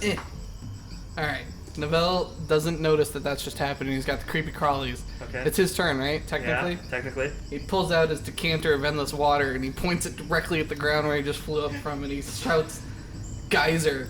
Blasts the ground with water. Oh my God. Suddenly, Boar, you are just sprayed with water. Just No, it's not. If anything, he's getting hit with the splash of the water from it hitting the ground. I will actually walk into it then. okay. And then you walk into the spray. Just There's now a giant alligator underneath you, happily looking up with his mouth open. you're getting all them gummy worms now. Just you got a nice drink of water, washing it down. You want it fresh water or salt water? It's my choice. He's actually basing off his attack with the Chaos Man, meaning that this is not a normal crocodile. This is actually an alligator. Therefore, he would prefer fresh water. Well, then it's fresh water. Yay! Nice. All right. I do have to say this though. If you are walking under it, you need to make me a strength check. Okay, how much is it? Or here, let me actually roll first. That's only a 10. Oh, really? Yeah. Oh, you take 1d4 damage. Oh my God. Roll my own damage. You can take yours. How much was yours? 3. I'll take it anyway. All right. Congratulations, you guys had just defeated a bunch of snakes that tried to bite you in the night. Yay. We did it. I will drop the concentration on this here polymorph spell. You are now a very wet boar. A very wet boar. I'll come down, put my broom away. And I will shout off into the jungle. And don't come back! But I will use Speak with Animals, making it snake. Okay. I'm not taking any chances. I pull out one of my cards, and I do some wizard stuff. What kind of wizard stuff are you doing? I'm casting Tensor's Floating Disc, and I'm making myself a bed. You set yourself up a little floating bed. How long does it last for? It only lasts for an hour, but I don't know that. Okay. So are you still gonna continue to watch, or are you gonna pass it on to someone else? Oh, no. I'll continue my watch. I'll do that at the end of my watch. Okay. I'll make my floating bed at the end of my watch. Oh, no. You know what? No. I'm going to use it to just hold myself above the ground while I continue my watch. That's what I'm going to do. Okay. So I'm not standing on the ground. so after that, if everyone heads back to sleep. Actually, I'd like to see if I can collect some poison from these snakes. Make a sleight of hand check. There needs to be like a list of materials based off of the spells that you actually have. Like that needs to be like a subsection. That is a 22. 22. Very nice. Okay. Cool. Do you have any like little vials or anything on your person for that kind of stuff to pick up? I have the... Let me see. You have an alchemist kit, right? Yeah, I have an alchemist supplies, and I believe I have an herbalism kit. Okay. We'll use the alchemist supplies for this. Okay. Give me a second. Does it say what's in the alchemist supplies? Says these special tools include the items needed to pursue a craft or trade. That's pretty much it. That's Doesn't it? specifically say what is in it. Then you're gonna use Anathar's guide for this. 2 glass beakers, a metal frame to hold the beaker, glass stirring rod, small mortar and pestle, pouch of common alchemical ingredients, powdered instilling salt, powdered iron, purified water, open flame. Oh no, not an open flame. Beaker to hold a metal frame to hold a beaker with. So we'll just say that with that check, you were able to fill up one of your beakers filled with snake venom. Okay. So just add a beaker full of snake venom, and go from there. All right, Val, make an air perception check.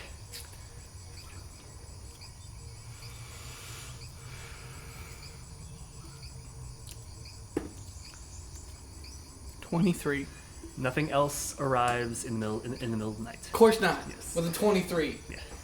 And eventually the disc goes away as well. Who is next on the watch list? I assume my disc going away is actually the end of my watch as well. Yep. Because that would have been an hour. Who's next? Who's next? Who's Athelas? Okay. I was waiting for the car to go by. Athelas, please make a perception check. So. Perception. 21. Yes. 21? With a 21, Uh-huh. nothing else comes to bother you guys in the middle of the night. And eventually you see dawn cracking over the trees of the jungle. Sweet. All right. It is now morning. For you guys come to consciousness. You can consider this a long rest. So any damage you might have taken, rescind it. Spell slots, etc. I'm also going to see if there's any spells I'd like to swap out. Of course. Yeah, you can do that while you're all mulling over your rations and breakfast. I don't really have enough spells to do the thing. Oh, didn't I buy a spell scroll? You did, but that's going to take some time for you to... Well, absolutely, but I can be spending my long rest studying it. Potentially. Alright, so, new dawn. Manuel is shuffling through his cards, figuring out which one he wants to put in his deck for today, and you guys are eating breakfast.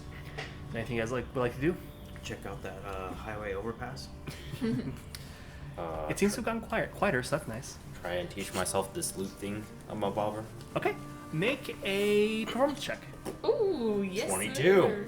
22. Okay. You kind of like think about a number of the shanties that you've heard, and you try and just like pluck various notes to kind of get match it, and you're like, oh wait, that okay, and you manage to string together a song known through most sailors as the Wellerman, and you at least get the first beginning bit of it. Doon doon doon doon doon doon doon doon doon doon doon doon doon. I have no proficiency in this thing, so I'm surprised. Yep. And you get stuck on that one note, and you can't figure out where the rest of it goes from there. Manny explaining life. Sorry. Let me see. No, that's just how it happens. I'd like to see how I can use this snake poison I got. Okay. Let me check. Make a general intelligence check. And if you're using your tools, add your proficiency to it. Oh! Ow. I'm sorry. You okay, baby? Yeah, it was a nat You're one. looking at it, and odds are even. Even? Okay, it slips through your fingers. The beaker of snake vial. It starts dropping towards the ground, and you immediately catch it. And luckily, none of it spills out. Okay, I'm just gonna go ahead and put that away for a second. Yep. Maybe later you can take a look at it and try and glean more information. Yeah. All right. Anything else, shall we move on? I am good. Yep. Good. Okay. Is Novell leading the march? Sure. All right. Please make a nature check or survival check. Survival check. Yep.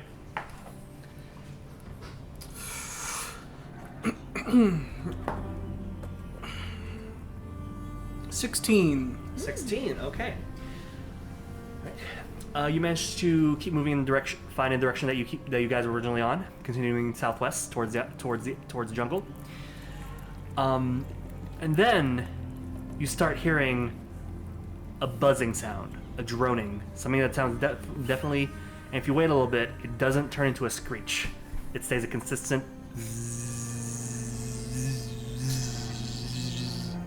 Oh, good. It's not two fucking frogs. I will. So are we stopped now? I mean, what direction? Is it in the direction we're heading? Yes. Then I would say we would continue on, but slowly, cautiously. Got it. Okay. Everybody, please make stealth checks. This is gonna be a group thing. Okay. Starting with Sylack and Claudius. Good. 18 Okay. and a 0. Ooh. All right. You can guess who has the 0. I was gonna say, Gunther, please make me look better because this isn't going good for me. You're welcome. Thank you. Novell. Stealth with advantage because I'm Novell. 18 on both. Okay. Athelas. 14. 14. 5. 5. Okay. With Claudius and Athelas helping Bor and Sylack out, despite the various hiccups that you guys make and the rattling of Sylack's armor, you guys manage to get yourselves to slink in the underbrush, and you getting closer and closer to the droning sound, and eventually you come upon a clearing. You're right on the outskirts of it, and inside the clearing you can see a large tree that's glistening with dripping with some kind of shining nectar, as well as swarms of bees and several larger bees kind of just orbiting it. How big are they? About the size of small dogs. Dogs? Small dogs. About the size of like a... Gus and Poe? Gus and Poe, yeah. Those are Huge. giant bees, like chihuahua-sized bees. Yep. And surrounding that is a swarm of green-orange butterflies that kind of just seem to be hovering around the area, almost like they're monitoring and guarding it. I'll ask quietly. Do you think that's the stuff we need? I mean, they're bees. They make honey. Yeah, probably. So Those look like some pretty killer butterflies I to me. will try to keep them busy Okay. and ask for permission to just take it. But if they don't like to take it, I'll try and distract them. Whoa, hey, you want a couple of vials? A couple. You just give me one jar. Okay, I'll reach in my bag. You I'll try give and him, get the rest. Give I'm him one. not going to sneak around them. Okay. I will just step out into the clearing. You step out in the clearing. The butterflies. The bees or the butterflies? Butterflies first. The bees are in the center. The bees and trees are in the center. The butterflies are surrounding them. Gotcha. The butterflies, while they were initially moving in one direction, suddenly they kind of stop and then pull back and come towards you, and just start hovering in front of you. I will speak up. In B. In B. In B. Hi there. You like jazz? You are a little too far away from the bees. I will step closer. You step closer Right? towards the butterflies. They're the ones who are currently in front of you at the moment. Okay. Okay, so you're gonna step closer to the butterflies. Yeah. They immediately attack you. Roll for initiative. Oh. I mean, I was gonna. I wanted to do something real quick. That is a 9. Okay. Oh, wait. That's right. So, That is- just Okay. to clarify, how close were they? Like right in front of you. Like- They saw you approaching, and they immediately went came towards you and just like hovered in front of you. That's what he said. Yeah, in, Okay. in a Yep. guarding way. Okay. So, okay.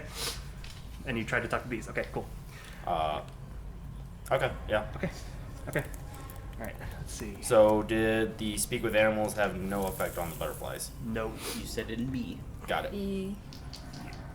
Okay. All right. Yeah, and I attempt to defuse this before it actually goes into full-on combat. Sure. Okay. Salud. Sylack and Claudius. 10. 10. Okay. What's Sylack's dexterity score again? Just curious, because I forgot. His score? Yes. 7. 7. Okay, cool. All right. Nivelle. 14. 14. Okay. Athelas. 11. 11. Okay. not H 11. Boar. 9. 9. Okay. Okay. Top of the round would actually be a number of the bees. They seem to be now on alert, and they are focused on the butterflies and boar, but they are not interacting yet. You see one large bee start hovering now close towards boar. If you guys would like a map. Yes, please. Okay, Actually, sure. that would help out. Okay, guys, ready? Yep. All right. So Are you ready? the initial bees are now kind of on alert. You have one big bee and 2 swarms that seem to be a bit more agitated. And at the top of the round next is Nivelle. Oh, well. Hold up. Where are we? I thought You would be behind in the clearing. So arrange yourselves where you think you would be. Well, how far is the clearing? Edge of the clearing. So right behind Boar, where Boar is right there. Is that that's also that's the edge of the clearing. that's the tree line? That's the tree line, yeah. Well, I'm just hiding, dude. Okay. So if you guys, so if you're all hiding, please place yourselves where you'd be hiding within the jungle. Just put me on the edge, I guess. Just put all of us on the edge. That's where we all are. The edge of glory. Living on the edge. Yeah, that's fine. Might I mean, stomach growl later in the audio. You might hear your stomach growl. There in you the go, audio. yeah. all right. So what do we see? We see. Yeah. What do I see? You see that Boar has said hello. The butterflies immediately got in front of him, and they're looking pretty aggressive, as well as a number of the other bees, I see that he said hello in B, so I just saw him shake his butt. as well as make a variety of zzz sounds.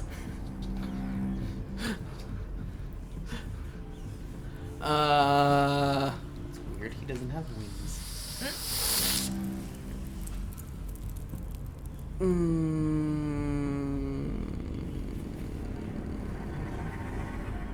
Where's the hive?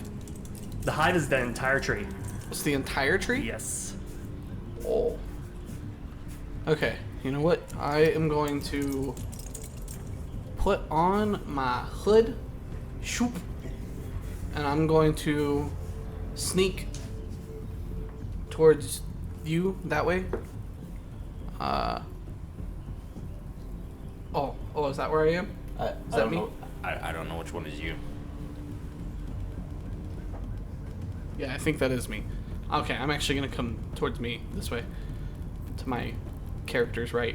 I'm gonna sneak my full movement speed of 40. Sneaky. That is your whole movement speed. You want me to do a stealth check? Yes, please. With advantage. I already have advantage. Okay, I'll take double advantage if you want. No. That's a math 13. Yeah, you managed to get 13. you managed to sneak through pretty well. You don't think anything has seen you. Is that your turn? For now, that's all I want to do. Okay. Yeah. All right. Up next, some other of the giant bees are going to get in position. And that's gonna be their turn. Athelas, you're up. Alright, so I'm looking at my spell Disguise Self. Would you allow me to disguise myself as a bee? What's the details of the spell? You have to essentially. You can change your appearance. You cannot change your actual form factor. Right. essentially. So, 'Cause it has they're- to have the same basic arrangement of limbs. Because I know someone's used that to turn himself into a leaf when falling off a tree, and they basically put himself in a giant leaf costume. So I think you can. So based on that description, I guess if you want to put yourself in a giant bee costume, sure. Yeah. You're now in a big puffy, black and yellow, You're gonna be a fuzzy bee costume. You're gonna be a 5'7" tall bee. Yeah. Yeah. You even have a little like wing. You're gonna be an like, Aaron wings size- and I'm the antennas. queen bee. You're gonna be an Aaron-sized bee. I'm the biggest bee. I'm probably the queen bee now. Only in this show. Okay. Oh. That's you- how this works. Okay, you've transformed yourself into a giant bee. Now what? Okay. Well, not an actual giant bee. You're just in a bee costume. Yeah. I'm gonna do something a little risky. You're a 4-limbed giant bee. Yeah. A little risky. With a little number of little fake limbs hanging off the edge of the costume on the torso. I believe that was an action, right? So you have your bonus action. Yes. I'm gonna step out into the clearing. I don't think this is gonna work. And I'm gonna try and convince them that I'm the queen bee. Make an. I don't know if that's animal handling, persuasion, or performance. Why not all three? Let me see. You're about to make me make a really hard decision here. Does disguise self give you any other like mechanical advantage? No. No. Okay. I wasn't sure if it like gave her like advantage on something. Okay, Yeah. make a performance check as you try and do a bee dance. There's no reason that being disguised as a man, as a woman, would convince other men that you're not a woman, right? You would still have to persuade them or act like a man, Sure. It, you know. Essentially, the way I try to imagine typically is it's like a holographic disguise over your normal self. Yeah. Yeah. Or like camouflage paints. Yeah, exactly. Yeah. Or just different clothing and all that, and it's what allows you to say pretend you're a guard holding a spear when you're in reality just a dude holding a quarterstaff. Mm-hmm. What was the roll? a 5. 5. You start making a weird ass dance. You think it's working. Is that your turn? That's my turn.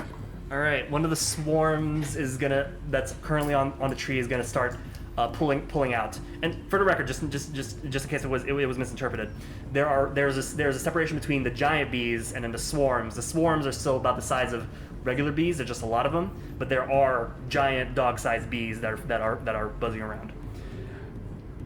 Okay. Okay. So that swarm is gonna start to get agitated as well, and it's gonna start to break off from the tree and just kind of hover in place. All right. Next up is Sylack and Claudius. They're going to ready in action to charge in if they notice that if the bees get aggressive. Okay. Then up next is Boar. The butterflies seem to have not responded well to whatever it is that you said. So they have attacked me already. They are beginning to swarm around you, but none have seemed to attack yet. No, they have not attacked. Okay. No, they have not attacked. Nope. Like mechanically, have they attacked? No. Mechanically. Okay. I will. They are imposing though. Do any of the bees seem to notice me? They're looking at you, yeah. I will try and like make communication with the closest bee. Okay. Make a. Are you more proficient in animal handling or persuasion? I think I know how this is gonna go, but I'm gonna double check. Same actually. Oh, okay. Yeah, whichever's higher, you use it. That's an 8. Nate. Unfortunately, with that, they do not seem to respond. So.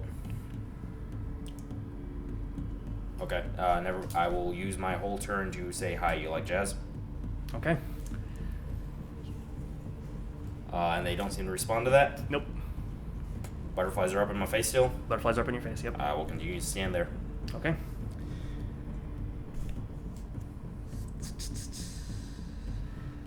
Or because I can. I'm assuming speak with animals actually says it takes an action, so I can only speak in essentially one language per turn. Yes, but if you would rather speak to the butterflies instead, But how do I notice the bees are not responding to me if I speak to the butterflies? So I would speak to the bees. okay then. Yep. Great. Cool. Who was that? Okay. Doesn't necessarily. So is it something I can move back and forth between as far as what I'm actually speaking?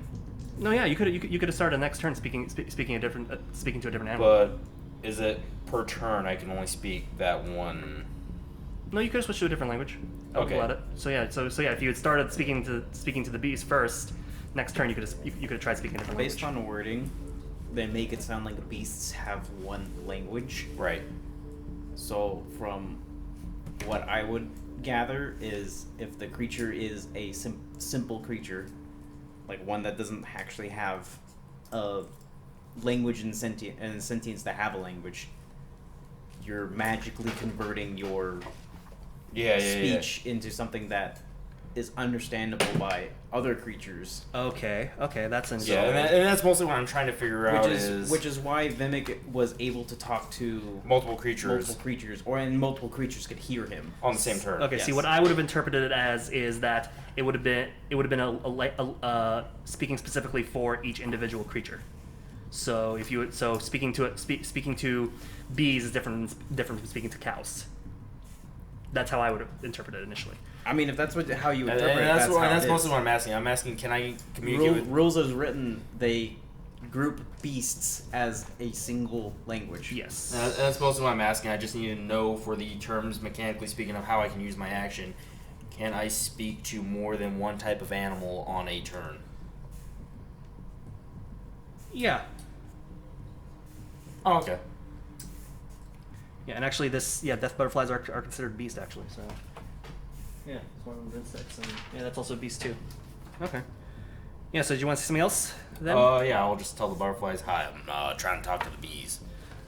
They immediately stop being like a cloud of aggression and kind of just suddenly become a loose Okay. swarm. Then I will try and walk through them Okay, you. gently, Hmm. very gently. Walk through them. Okay. You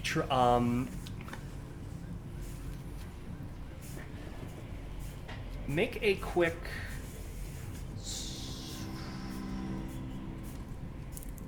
It's a swarm of butterflies though, so it's like. Or walk around them very gently. Okay, if you want to walk around them, go for it. Okay. Oh. Oh no! One of the bees crashed. No. No, actually. Now they're attacking. Well, let me see. Let me see if I can say this. So once you say hi to them and they stop moving aggressively, you then hear them respond back.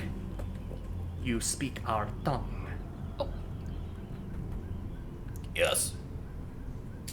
You desire nectar. Then, Oh, so. yeah. Yes. Then we demand tribute. What kind of tribute? Bring flesh of the long tooth or the horned ones.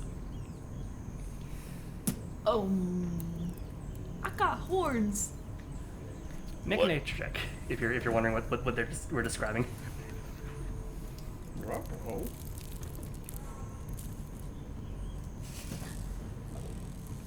That's a dirty 20. They're probably talking about the local wild boars and deers that roam this area. Oh, that's it? Yeah. Oh, So you just want like a wild hog? Yes. Then you may take from the hive. And I will kind of shout it out loud in calm and just repeat and like I'm talking to pretend I'm talking to myself. So I just gotta go hunt a pig and I can just take honey. I'll try to repeat that kind of very loudly suspiciously loudly to myself. You can't hear this, but these guys can. 5, 10, 15, 20, 25, 30, 35, 40? 40 feet away? Yes. I can't hear that? No. It's very Okay. buzzy. Yep. Just verifying. Yeah. Just verifying. oh my. I'll be back in Okay. with that. I'll step out back into the wood, All right. the tree line. Step back into the tree line. Can I and see the him? butterflies, yeah, you see them, and the butterflies begin their patrol again, as well as the various giant bees and swarms. around the tree. I can see Boar move back into the tree line. Yep, the butterfly seemed to have stopped right in front of him, looked really aggressive, like a ball of aggression, and then relaxed. And then Boar seemed to have a conversation, and just looked like he was yelling something out. Couldn't hear it, and then just walked back into the trees, and then everything went back to normal with that. Okay. Okay, then I will sneak back to the party, Okay. making my way downtown. Cool. Moving fast. Make another stealth check just because. Because I like to hear the sounds of your dice rolling. Rolling. 16. 16. You reappear by your friends, unnoticed by the bees and butterflies. Woo! Yeah. Woo! Okay. All right. What's up? What's going on? They just want me, like, either pork or deer. Oh, that's it. Apparently they're flesh-eating insects. Oh. All right. So, find a pork or a deer, huh? All right. Yes. I will walk away from the clearings that, we don't have to piss off the insects. Okay. And then I'll start trying to find deer or pig tracks. Make a survival check, and if anybody else wants to join in the hunting, make a survival check as well. Yeah. I'm pretty sure I get advantage on this. Let me double check. Disguise yourself as a bee. Yeah. Straight up. That's a dirty 20 for me. Dirty. So it was nature? Survival? Survival. Yeah.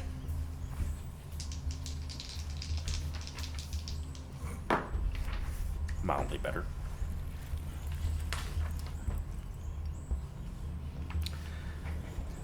Okay, going around the table. Did Sylack and Claudius join in the hunting? 5. 5? Bell? 21. 21. Those? Dirty 20? Dirty 20? Yeah, 8. Okay. Athelas and Novell, you guys, respectively, if the hunting party split, Team Athelas saw an elk in the distance, just grazing, and Team Novell saw a boar rooting around.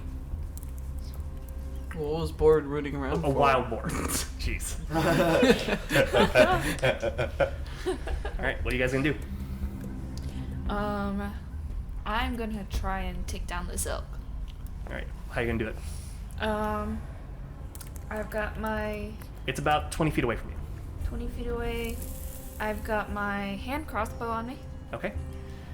So you're gonna roll attack. Yep. All right, roll for attack, please, and don't forget to add if you hit, don't forget to add your sneak attack damage. What is the exact number of boar that I just tracked? Wild boar.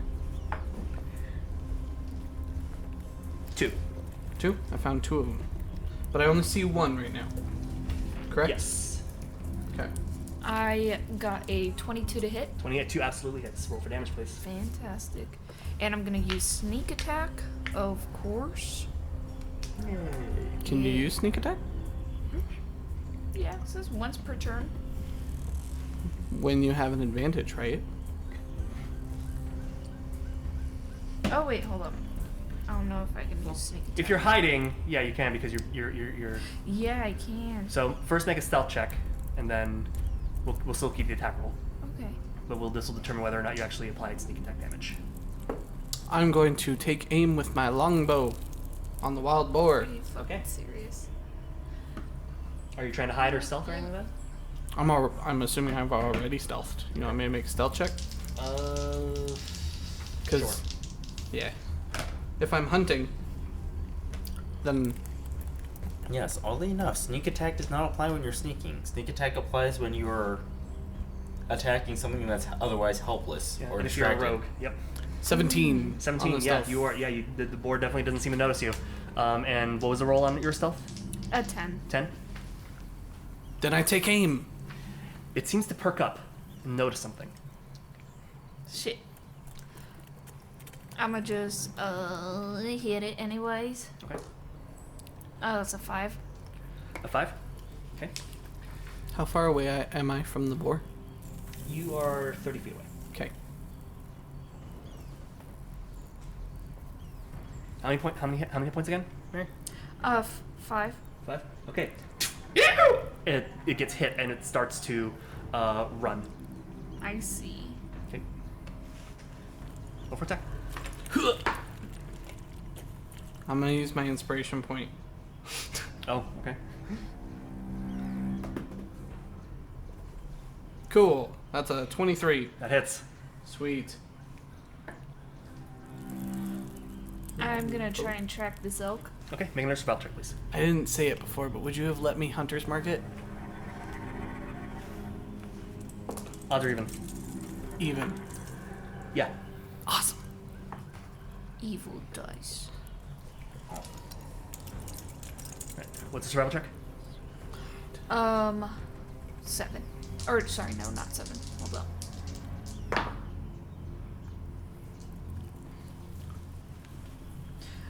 4. 4? Yeah. Oh. Do it with advantage since it's wounded.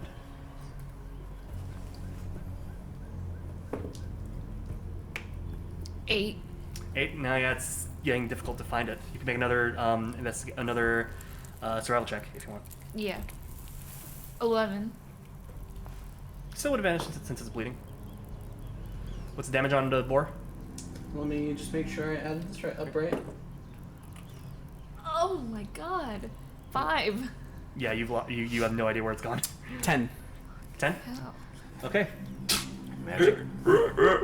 And it begins to run off as well, but it's limping hard Okay. as you let loose an arrow and get it. Is it still in my view? It's running and it's still in view. It's about to disappear into a Oh, brush. well, in that case, I let loose another arrow.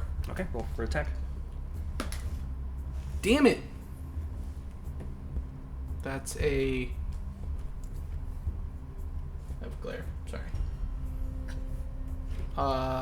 8. An 8. It goes wide and lands in the brush. Okay. I'll begin tracking it. Okay, roll for survival. What would this team of Athelas like to do? Try to find something else. Okay, roll another survival check, please.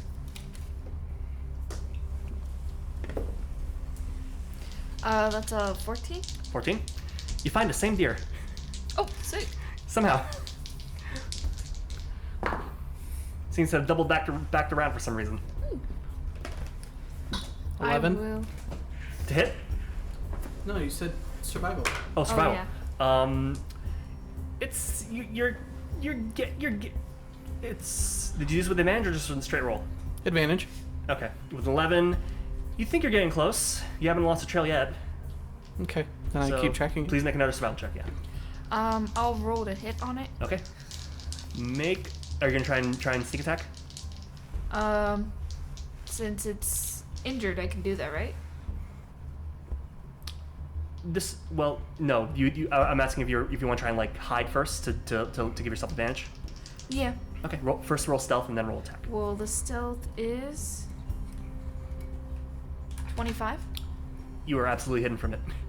You managed to see it and it doesn't see you. It seems to be just trying to lick its wounds. Nice. Roll for attack, please. Yeah, of course.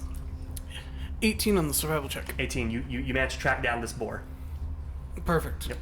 And it seems to be with that other boar you were tracking. Wait, here's what I'm asking. Yes. And this is mechanically speaking. Normally do people roll with advantage for not being seen? With not being seen or being undetected? In that case, because it would be like a surprise attack, I think that is the situation where you would roll with advantage. Okay. So yeah, and In that case, you would get a sneak attack. yeah, Okay. it's just that the first time she did it, Yeah, the that's deer what I was. noticed her. That's what I was So- thinking. Is just like, was she undetected? And that actually makes a lot of sense now that Yeah. you If said you it. if you succeed stealth check for hiding, you gain certain benefits as described in the unseen attackers and targets section, Well, which I that assume is was advantage. a 22 to hit. 22 to hit, absolutely hits. Roll for damage, please, and include your sneak attack damage. Yeah, boy. Val, what are you doing? I am already tired of missing, so I'm going to cast magic missile. Good die. Okay, roll for damage, please. Hit it with that chunky 160 damage. Turn it into ground beef with just ground pork. When we were talking about that miscalculation the other day, I was just thinking, 2 shreds, you say? Oh, 2 shreds, you say? Yeah. So I can't. I do 3d4s plus Plus one. Or plus three. 1 per each. Yeah, so plus 3. Yeah. And you're only casting at first level, right? Yeah. There's no reason to cast. Is there a reason for me to cast it at second level? If you have the spell slots for it. Of course I have the spell slots for it, but is there a reason? Like, Okay, so you have 2 boars in front of you. One is on its last leg, and the other is still healthy. Hasn't been hit 17. yet. Plus 2. I almost did max damage. So, 19. 19 total. Yeah, this time you managed to get the drop on it, and right through the skull, and it collapses. Sweet. Alright, boy, Percentage? let's 13. take it back. 13. Okay, so Force damage all on 1 pig. you're not gonna split it between the 2. Nope. No Okay. reason to. Which one are you hitting? The one that's more healthy, or the one that you No, already the one that I've already damaged. it goes down, Cool. and the other one's running. Cool. Okay. I go get the pig. I go Okay. get the boar. You grabbed your other pig, Yes. and yeah, that one deer now is now gone. Oh, what's that? Yeah, it's gone. The deer's dead. Okay, cool. We are gonna grab it and we're gonna meet up with Novell and Who's this? Sylack and team. Who is this we of which you speak? Me and you? Oh. Okay. So, you guys head back to the clearing with your various bounties. Novell with a hog, and Athelas and Boar. Athelas dragging an elk carcass with its horns. Sadek's armor was too I- loud. I- We couldn't find anything. I'm helping drag the elk carcass. Cool. Yep, you're carrying the carcass with you. All right. You see. So you guys are currently on the edge of the clearing. Do you enter the clearing before all the bees and stuff? Bees Sure. And butterflies. Sure. Okay. I go in there. I just drop the boar on the ground. You dead drop the boar. boar on the ground. Immediately, the butterflies swarm it and just start crawling all over it. And within minutes, you can see that it's starting to already be consumed really quickly. I help throw the elk in there. Yeah, you throw the elk in there, and a separate group of butterflies pull away from the boar and immediately start getting onto that one and just start.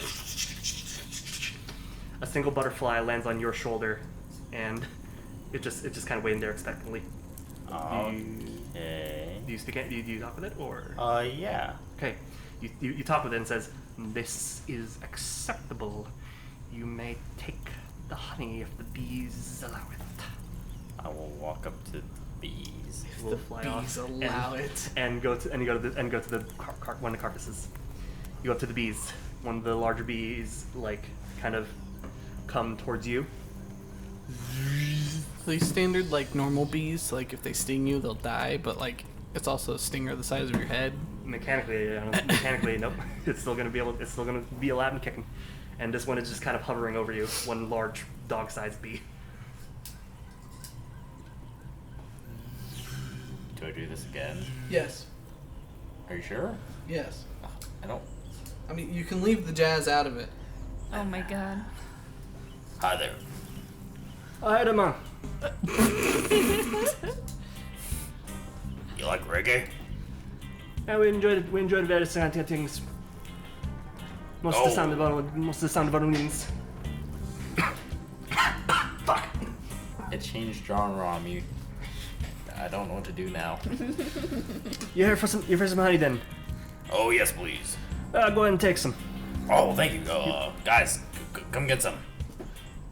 Yeah, we're gonna go and take on some of their carcasses there, and Oh, you see do some it, of some of the bees also head over to the butterflies and start Oh, munching on the carcasses as well. so we're good? Yep. I realized I'm still speaking to be. I'll turn back to Novell. Yep, we're good. Come get some. Which way did that thumb go? Yep. Go on and come get some. Okay, cool. I will start taking bottles out of my bag, and I will hand them one to each of you, except for Boar, of course. 'Cause Okay. I gave him one. I will fill the one jar I have. You head over to it, and you start kind of just scooping up as much as you can. I will give both jars to Claudius. The one that I was going to give to Sylack, I'll give them both to Claudius. He gives you a wink. And you guys begin collecting the snake honey, or as it's referred to as. It has like a weird rose gold color to it, but has a bit more of a pink tinge as well. But it's more pink than it is So it's rose gold. amber. Yeah, rose gold, but even more rosier. So yeah, that's how you phrase it. And yeah, it's not as thick and viscous as you thought it was gonna be. It's a bit more like of a syrupy consistency. So it flows pretty easily into the bottles. Yes. All right. So yes, now you guys have yeah. You guys have four. I give you four bottles. Right? Five. You now have 5 bottles. I asked for 1 extra. Yeah, you have 5 bottles of snake honey. Oh my! This island is basically Jamaica. I get it now.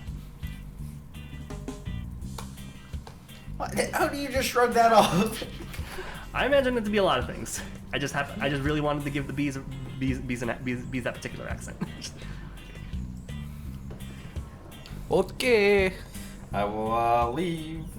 Yeah, well, we've Alright, got a snake honey and we'll go. Alright, you guys proceed to exit the forest, jars of snake honey in hand, as the smell of blood and iron fill the air as the humming just gets louder, and you venture back into the jungle. Without leading charge? Sure. Alright, just make one more survival check for me, since this is everybody retracing their steps back to civilization.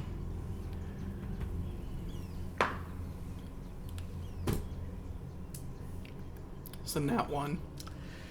Oh no! I still can't be lost. Okay, you don't get lost, but you kind of end up not taking the trail that you expected to take, and it ends up putting another day of travel onto your another day of travel. Oh shit. Yeah. So you guys camp out the night, not lost in the woods, but certainly not where you meant to go. I know exactly where we need to go. I know where we are. It's just not You just took the long way by accident. Yeah. I should have taken a left at the log and took a right. This is a very interesting conundrum. Oh my god. How can you not be lost but also be lost? Yeah. Very easy, Yes. apparently. So, I don't know if you've ever driven in Phoenix. Yeah. It's kind of like that. Oh.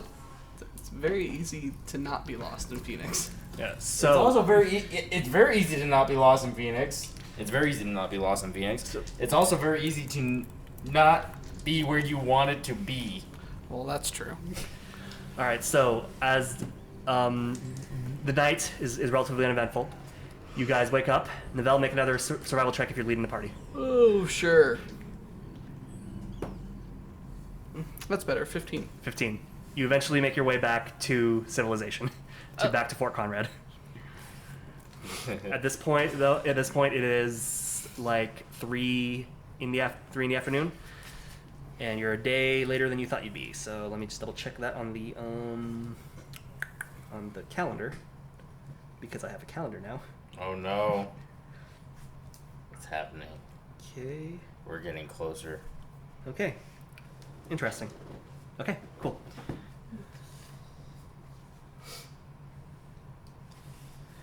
And you are back in civilization with your jars of honey. I don't know about y'all, but I'm going straight over to the place. I'm Yep. keeping my jar of honey. I will hand you my jar of honey. Tell you Didn't do she with only it want what you one? will. Okay.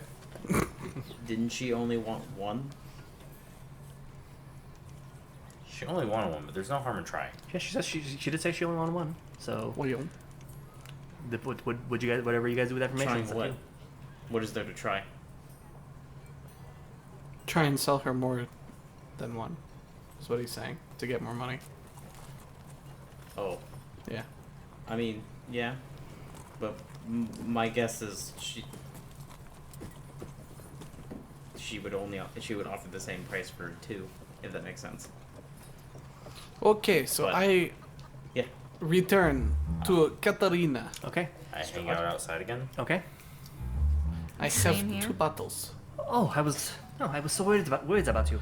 Yeah, I took a left when I should have made a right coming back. Understandable. You know. Understandable. It was that dang log. Understandable. Yes. So did you bring back the honey? Yeah, and I'll pull out 2 jars. Oh, you got 2 jars. Well, I actually got 5. Right, because I gave you the jars. Yes. So you were Yeah. able to. So all of them got filled up. Yes. Impressive. Very impressive. Well, they didn't really want to kill us, so. Interesting. Death butterflies are very aggressive. Oh yeah, they were very aggressive. Oh. I You know what? We didn't even look for the previous adventures. the Oh, the scout. no. There was a scout that came back that gave her the information. Yeah. It wasn't the No, group this of scout adventurers. came from, is the one that found the honey. Yeah. Yeah. Never gave any information about the other adventurers. This is a Yeah. separate Sent deal. other adventurers to get the honey. Right, but she We sent. never checked. Oh. That's Right. originally why Claudius was like, this is going to be a better deal because we can check the other adventurers for shit to. That's what I thought Yeah. he was. That's what I thought he was trying to imply too, and that's why Oh, wanted I you guys to also elaborate. didn't completely understand that there was another group of adventurers. Yeah. We I could didn't rewind realize- and go find the adventurers. I wouldn't mind. It's too late. We're here. Yeah, with natural 1, you didn't find anybody else on the road. forgot. Dang it! Oh no! Dang it! All right. Oh well. Somebody else take charge. Okay, so you have 2. You're offering her 2 jars of honey. Are you trying to imply that you would like to get an extra bit of cash for giving her 2 jars? I'm not trying to do it. Then she is going to accept the 2 jars and give you the agreed upon amount of 300. Yep. She said 350. 350. Yes. Yep. So. I would sell you a couple of other jars, maybe. No. Really I'm now. not selling Make a mine. persuasion check. Like this second jar here, and I'll grab the second one. Make a persuasion check with disadvantage. I'm outside. Because, wow, that's kind of rude. That's kind Well, it's kind of rude to take the second jar without actually giving any extra money Yeah, like I put them both down. She assumed I was giving them both to her. for the same price as one. Yeah. So who's really rude Okay, here? fair enough, fair enough. Still at She was waiting for disadvantage? that counter argument and you never gave it. We were talking. You never actually said, "Hey, can I get some more for the second jar?" You just said, "Here's 2 jars," and then that was it. I placed 2 jars down. Anyway, still with disadvantage? Well, then with those arguments, just regular. Okay. Ugh. Oh. Ugh. Catch? Go. Why did I use that inspiration point earlier? Why? Why did you?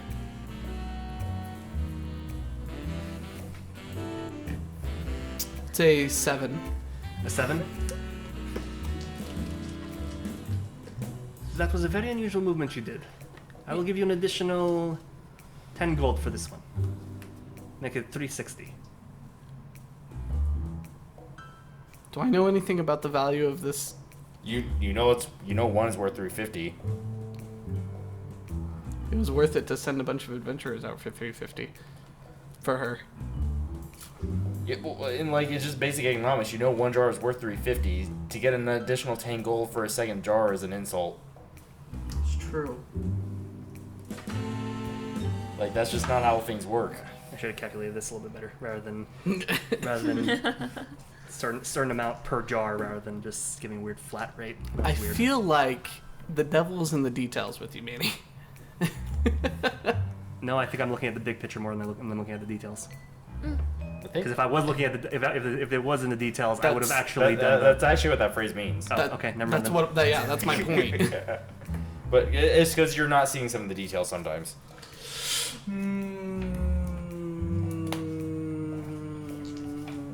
That is all we are saying. It's mostly because you guys are the ones who end up filling the details anyway. Don't leave them empty if you don't want us to fill them. Okay, so 350. Sometimes I don't even intend to leave them empty. Well, yeah. Anyways, Don't give us no slack. Like when we try to take advantage of an empty detail, like decide like that is it. Right there, that is the detail. 700 gold for both, and I'll tell you how to get past the murder butterflies. Oop. make a persuasion check with advantage. Oh. There we go.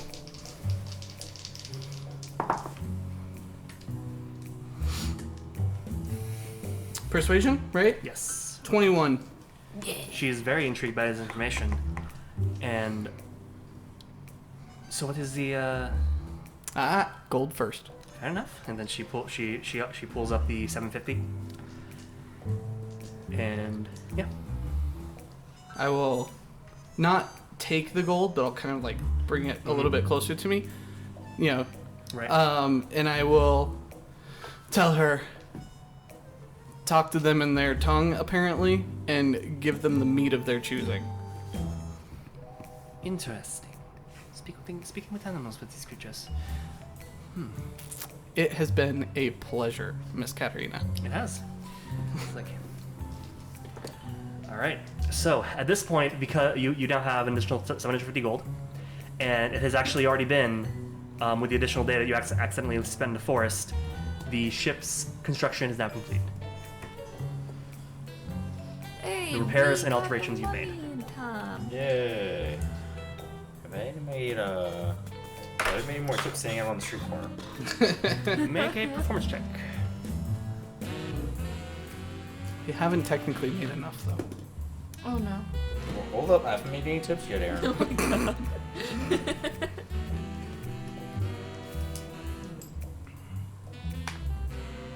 On that, please. That's a 17. 17. Cool. You made an additional 2 gold. Aaron, I just pushed us over the edge. How about that? I don't know you have, Alex. Aaron, Let's see. You made what? 4 gold, 5 copper, 1 silver, and now an additional 2 gold, right? Yes. Well, that puts me at. Hold up, let me double check here. We made 3 gold and how much was it? I lost track already. We made a little gold while gambling. I think it was a 4 gold. Right before I leave, I'm gonna like have a moment. And I'm gonna look back at her Yeah. and be like, "Hey, I heard a rumor. There's a guy around here pulling some kind of scam. Have you heard anything about that?" Well, there was this strange gentleman who came in, gave me a small crab, and then that crab turned into a young tiefling woman.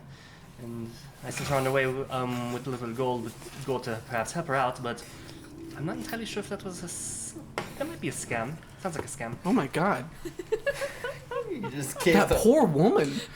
Yes, I hope she's doing well. Just gave the Oh whole my- thing away. Told Devel everything.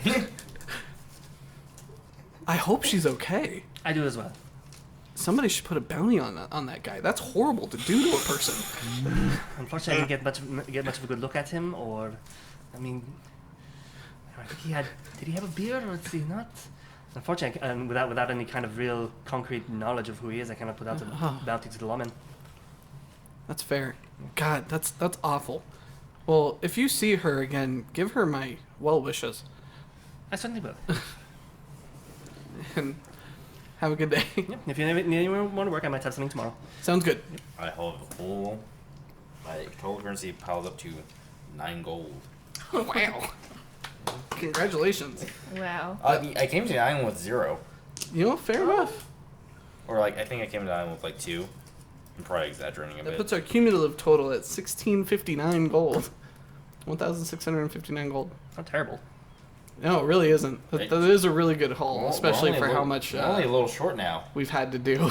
Yeah. All right, cool. There's always the other option. Hmm. When you get out to the street corner, Board will explain it. Oh. Okay, you All guys right, get well, together well, at the yeah. street corner. I left. Okay, we're at the street corner. All right, you enter an animal fight of some type. Who? Who? Like you enter a thing where people are fighting crabs or something. Hold on. Me, Athelas, or Sylack? You take a crab down to the bar and you put it into a fight with other crabs. I like this idea. I'm listening. But I'm the crab. I'm listening. Christ. That's it. Oh, We bet on him, I think he's implying. or he purposefully loses. Either way. Might be easier to control. That's also easy. But if I mean, how much money is actually in these animal gambling? Wait, hold on. Is this ethical? Not at all. Not at all. Well, he's volunteering. Yeah, but what about the other? I'm also crab? volunteering to throw it, basically. Therefore, another crab has. well, other if you crabs have to lose, be hurt if in you this lose, combat. that implies that all your HP is drained, which then means that you'll revert back to being bored, which means the jig is up, and Yeah. we're gonna be chased out of town. Yeah. Yeah. We already burned down one town. Let's not burn down this one. This place is nice. I do like it. I would have had you try and perhaps roll an Arcana check to see if that would have happened. So, kudos, Mary. I mean, listen, I'm not saying no. I knew it would have happened. Oh, okay.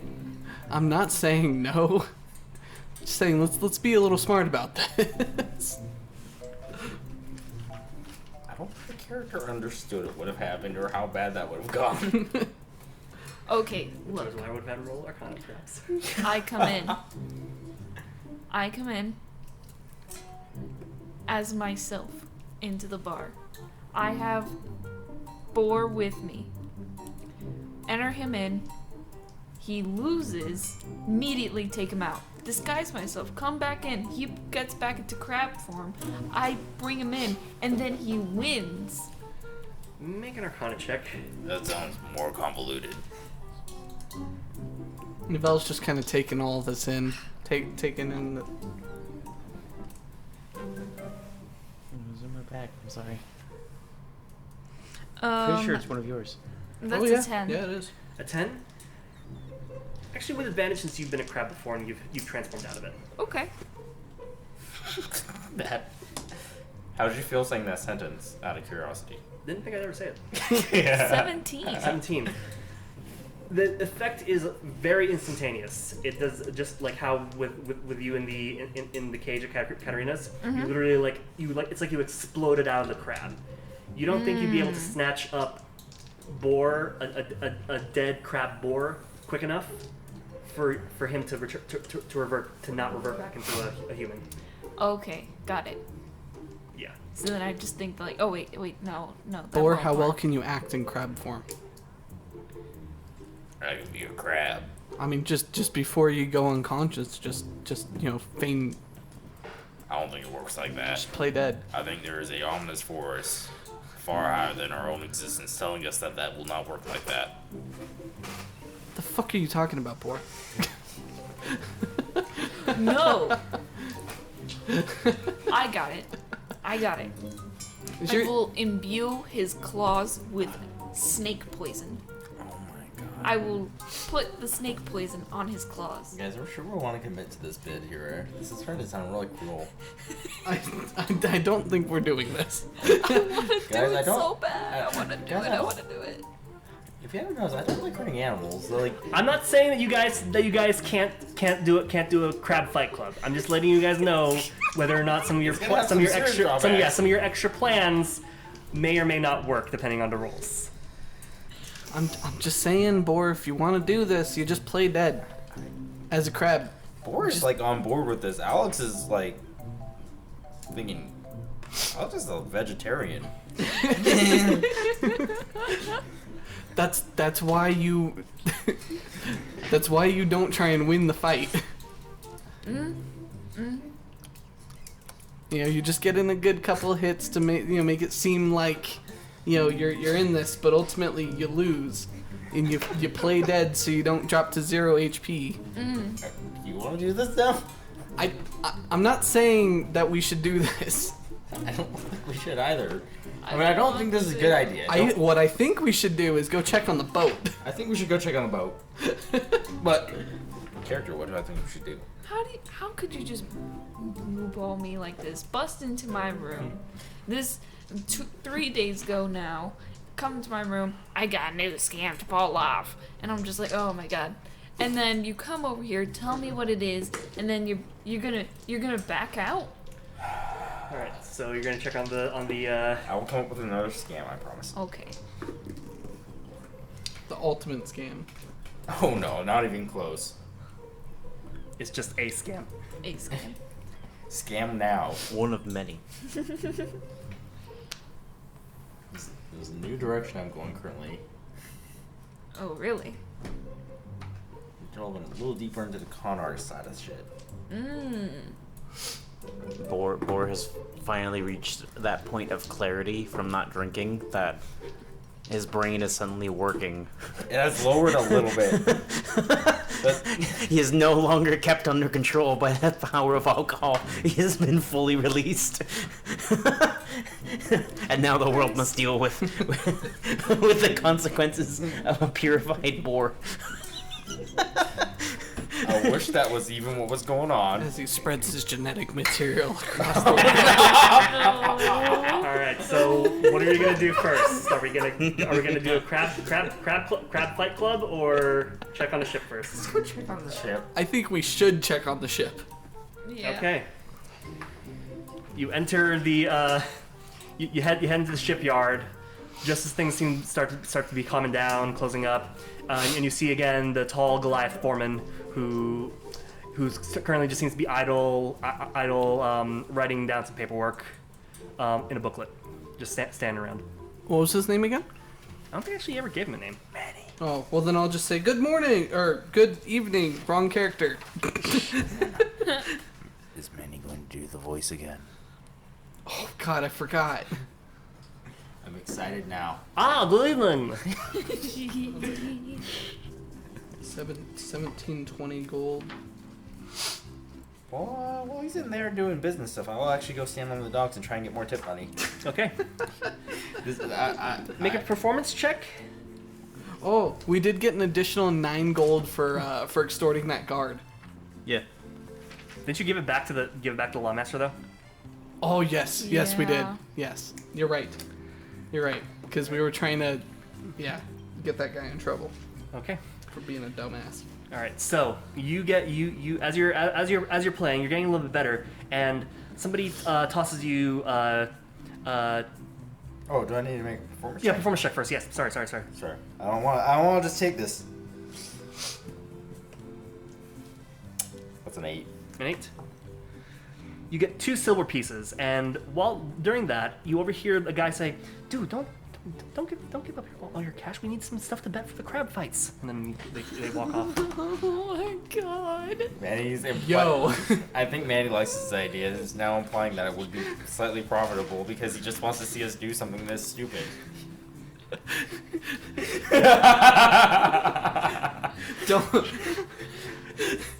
Don't encourage something this dumb. Fight.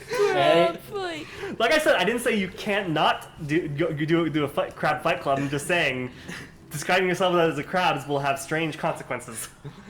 I was told we sailed the seas for too long ago. We found no guns, shed no tears, but I'm broken man on a Maxis spear. The last of Barrett's profiteers. Make another performance check with advantage for that. Just that was cool. That was cool. Well, Oh, Aaron I is am still glad searching. that is with advantage. That's a 5. 5. 1 and a 2. Oof. Ooh. Yeah, ouch. Someone gives you 3 copper pieces. It's money. It's money. Okay. So say good evening. He says good evening back. Blah blah blah blah. Yes. Discreet customers. Remember. Yes. Yes, good customer. Yes. How is progress? We first Saturday we were able to give you a set of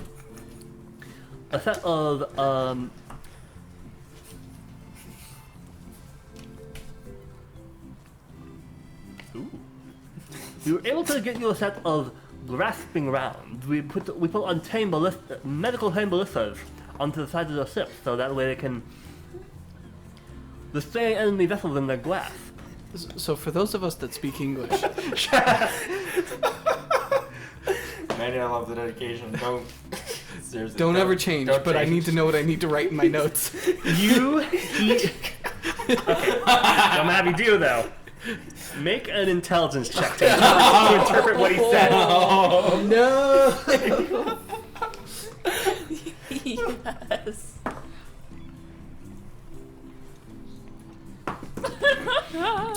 What was it?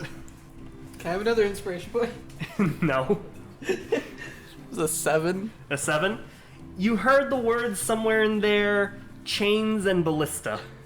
Yeah, that seems about right, because Yeah. that's actually all I heard. I mean, load can tell us what it all means. Load can tell us all what it means. Aw. Load. Okay. Something. Yeah, so far all Neville can really do is just smile and nod. Smile and wave, How boys. chains- Smile and wave. Ballista. Oh, okay. Cool. Can I get a tour of the ship? Oh, finally. Of the changes you made? And finally, and he walks you over to the Twin Sheep, now having been renamed. Green Prince. I think. That's a name. Do we have actually anything written down?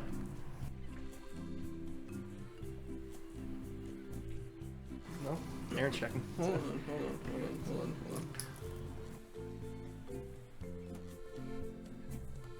Uderic Corsic of Clan Big Toe Pig Man? Turned into Man? What? Is that really what that says? Turn into Man.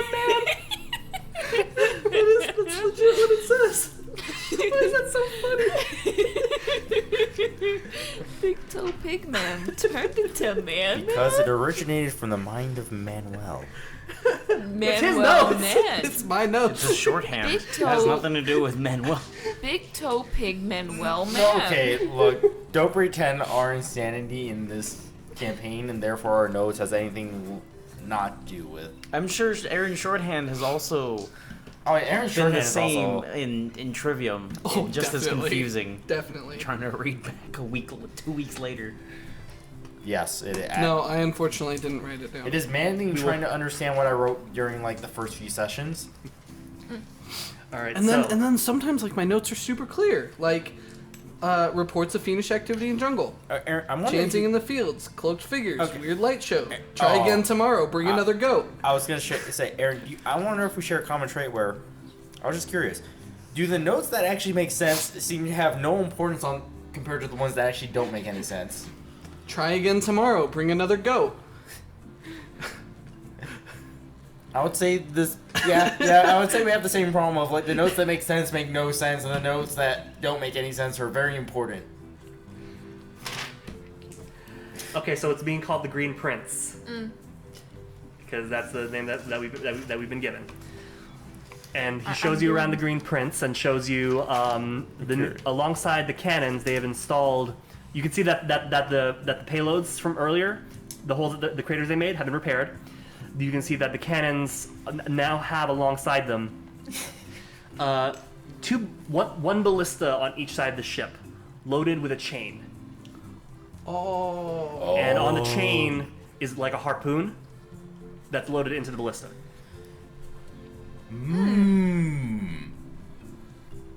This is very useful. That will be an additional 300 gold, bringing up the total amount to 2,000.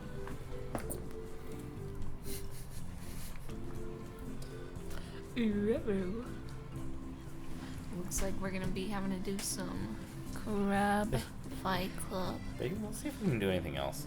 Crab fight club. Crab. One fight ballista club. on each side of the ship loaded with chain and harpoon. Yes. This is a weird paradox. I've been drinking this entire podcast, and the more I drink, the less this sounds like a good idea. No, that's the issue, Alex. You just have to drink more. Yeah. I'll say, okay, perfect. Maintaining my confidence. Wonderful. Of So I money. should just build this all to... Yes, please. Wonderful. So when will you want to ship it out? When will we be shipping out? Yes. I will have to consult my traveling party no earlier than tomorrow. Wonderful. Wonderful. I will I will either pro- return or send you a message when I know for sure when we'll be leaving. Wonderful. Once we do that, I will provide the paperwork, and we can both sign on the agreement for the credit check, and then we will finalize it. And the ship is all yours. Credit check? Did you really just say credit check? I'm definitely not using it in the right way, but basically just agreeing that this will be billed to Right. signing yada yada. Right. Yada. Yeah. And multiple money things were going through in my mind. Right. So yeah. Okay, I understand. Okay, well, all right. perfect. Well, yeah, we will take care of everything then. Wonderful. I will see you tomorrow then. Sounds good. Alright. And he and you guys get off the ship. Yeah. Okay. The sun is setting real low now on the horizon. Nice orange glow across the water. Purple and orange hue across the sky as stars begin to come out. The docks begin to calm down a bit as various shops around begin to close up. Is there anything you guys would like to do as you regroup? We need to make money. Are we gonna end this on a crab fight, or are we gonna politely go to bed? Is there a proper, I don't know, brawl place that doesn't necessarily involve crabs, but may have crabs existent in the same building? Is there potentially just an actual fight club? Yeah, that's what I'm asking. Make an investigation check as you guys ask around. Well, hold up. Because I heard from the guys that actually were talking about the crab fights, can I try and figure out where they're headed? Make a perception check. I'm gonna wait to do anything. Because it is safe to assume that the crab fights and the regular fights are probably happening in the same building. You know? You'd think that, and you'd probably be right.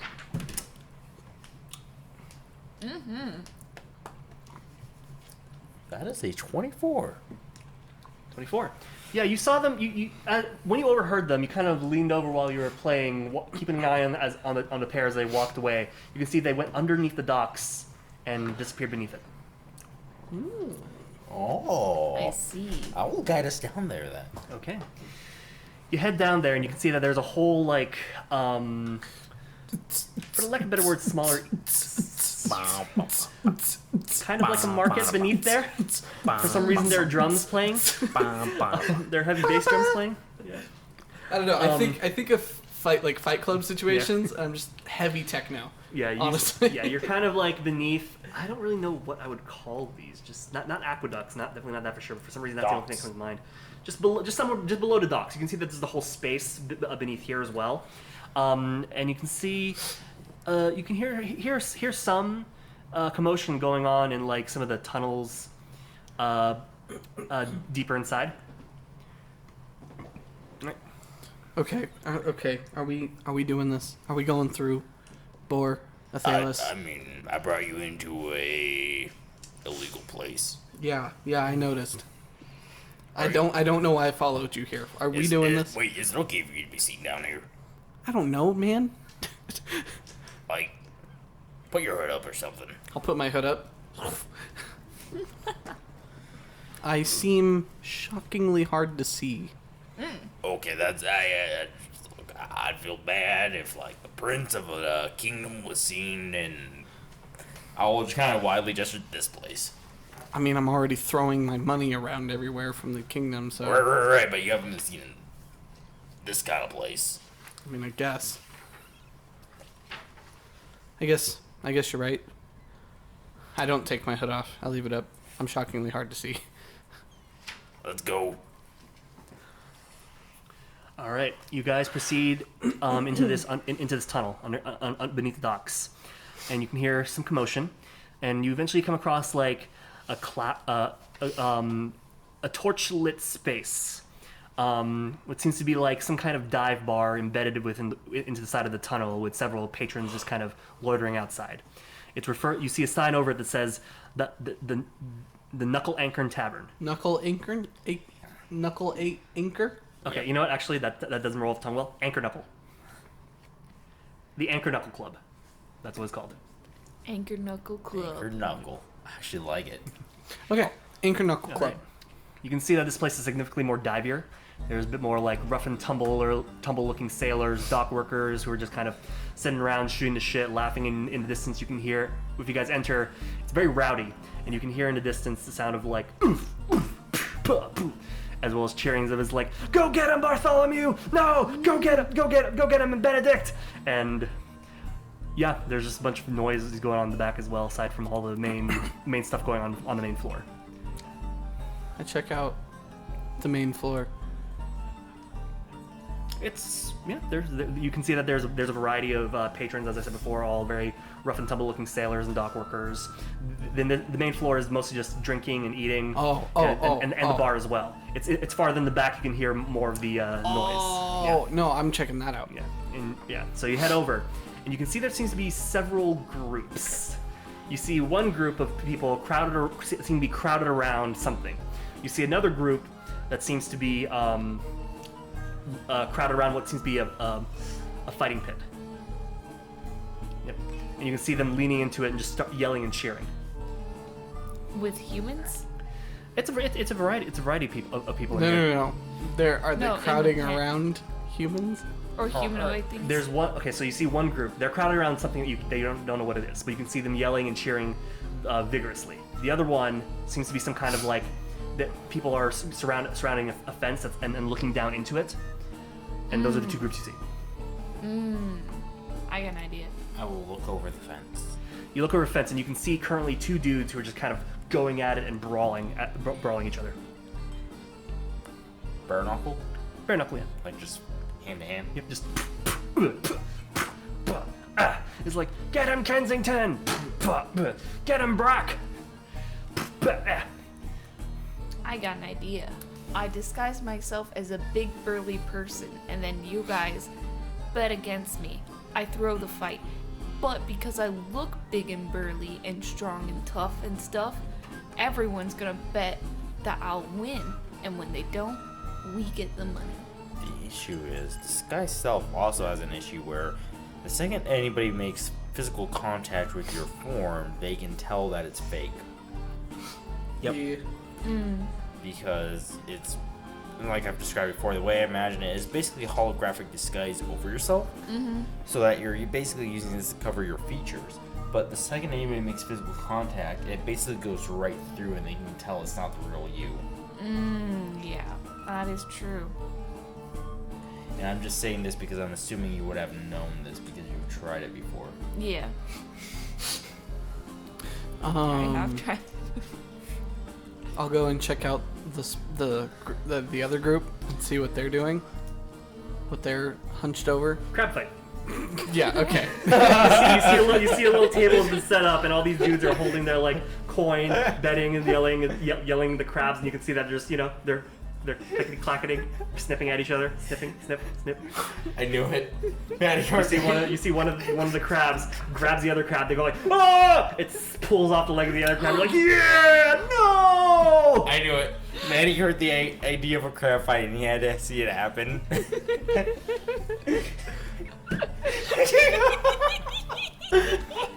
Delicious. Welcome to Pleasure Island.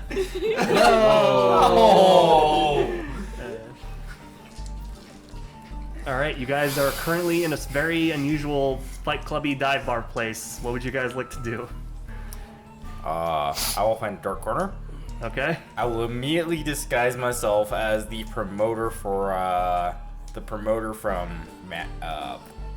Lazarvosk that Okay. I used to get through that one dock. Okay. The big, weird, eccentric bald dude. I don't remember this, but okay. I disguised myself as a weird, eccentric promoter, and I was like, "Hey, I need some exotic creatures." That's how we got on Him. the dock. Okay, I remember now. I remember him. Okay, yeah, you. The do that. palace. Okay. What's his name? Palace. I actually have it in my notes. All right. Okay. What's everybody else doing while Huck's looking? I'm just kind of waiting and watching and seeing what happens. Same here. Claudius and Sylack? No, I'll act as his assistant. Okay. Is an actual crab fight place? There is Yes, a crab actually. fight happening. Apparently And there's also a regular Regular fight yeah. club. Okay. Yeah. But there seems to be more excitement around the crab fight. Claudius is scheming. Okay. Oh. Claudius and Borg get each other on a weird level. Well, yeah. I mean, they've both been put in places that they didn't want to be, Yeah. and there's a lot of history that they don't know about of both themselves and the world. Yep. I feel like they're very relatable characters. I think Claudius wants to sneak Sylack into a fight. No. Do a brawl. I mean, yes, but no. Oh my god. Do it. Put my money on the big guy. The big Okay. guy is Sylack. Yes. All right, so you confer with Claudius and Sylack confer with each other. You do find what? No, they don't confer with each other at all. Okay. Basically, Claudius tricks Sylack. Claudius is literally tricking Sylack. There is no.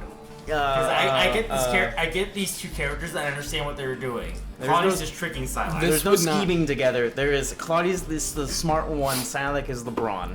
Oh, okay. Sylack would not, I would imagine, see this as an honorable combat situation. Mm-hmm. In my opinion. So you well, gotta I trick see him. Unless he is tricked. Unless he has persuaded you to believe this is an honorable combat, essentially, or that Right. all combat is honorable if it's in. Technically, all combat is honorable, so long as It is in the name It's of not like Bahamut. sneak attacks and shit like that. yeah. As long as it is in the name of Bahamut. And this is Not necessarily. No. That killing, there's honorable killing, and then Oh, there's sure, honorable yeah. combat, Yeah. right? So, killing someone, as long as that's correct in the name of Bahamut, makes sense. Fighting for the sake of fighting seems like a pretty normal thing for a carnival. Seems like a pretty normal thing. I actually panicked for a moment, thinking we had a power outage. I did too. I immediately looked at the computer. sorry for our because we are audio-based clear audio-based podcast, and I have to explain to the listeners. I will admit, I have drank about 3/4 of a bottle of Bacardi while we were recording this podcast, and I leaned back and hit the light switch. So anyway, So fighting for the sake of fighting sounds like a thing that Carney wouldn't, who's been rough and tough his entire life, wouldn't really get confused about. It's just, fair enough. I also do believe Sylack is hesitant about trying to join in on that kind of thing Fair enough. because he is a paladin of Bahamut. But first, Claudius will find whoever's Okay. running the ring. Claudius finds an older human woman who's running behind a bar, who seems to be like keeping a tally on a chalkboard. Gets her attention, and she's like, "Ah, yes." She turned around. She's like, got a grizzled little face, eye patch. It's like, "Ah, yes. How can I help you there, dear?" I would like to insert a fighter. Wonderful. Where's this fighter then? You see the big man in the armor? Oh, yes, the big lizard fella then. Yeah. Okay. I would like to bring him into the fight. Wonderful. I can fit you in. She looks around. He broke a leg earlier, so he's out of it. I can fit you in the next 2 fights. But your big fella seems a bit more capable than he looks. How is he interested in perhaps fighting a large beast rather than another combatant? Both scenarios are going to be him, of course, fighting barehandedly, but I think he might be able to handle himself. We got plenty of healers on hand, so nothing's going to get too out of whack. Well, that just sounds boring.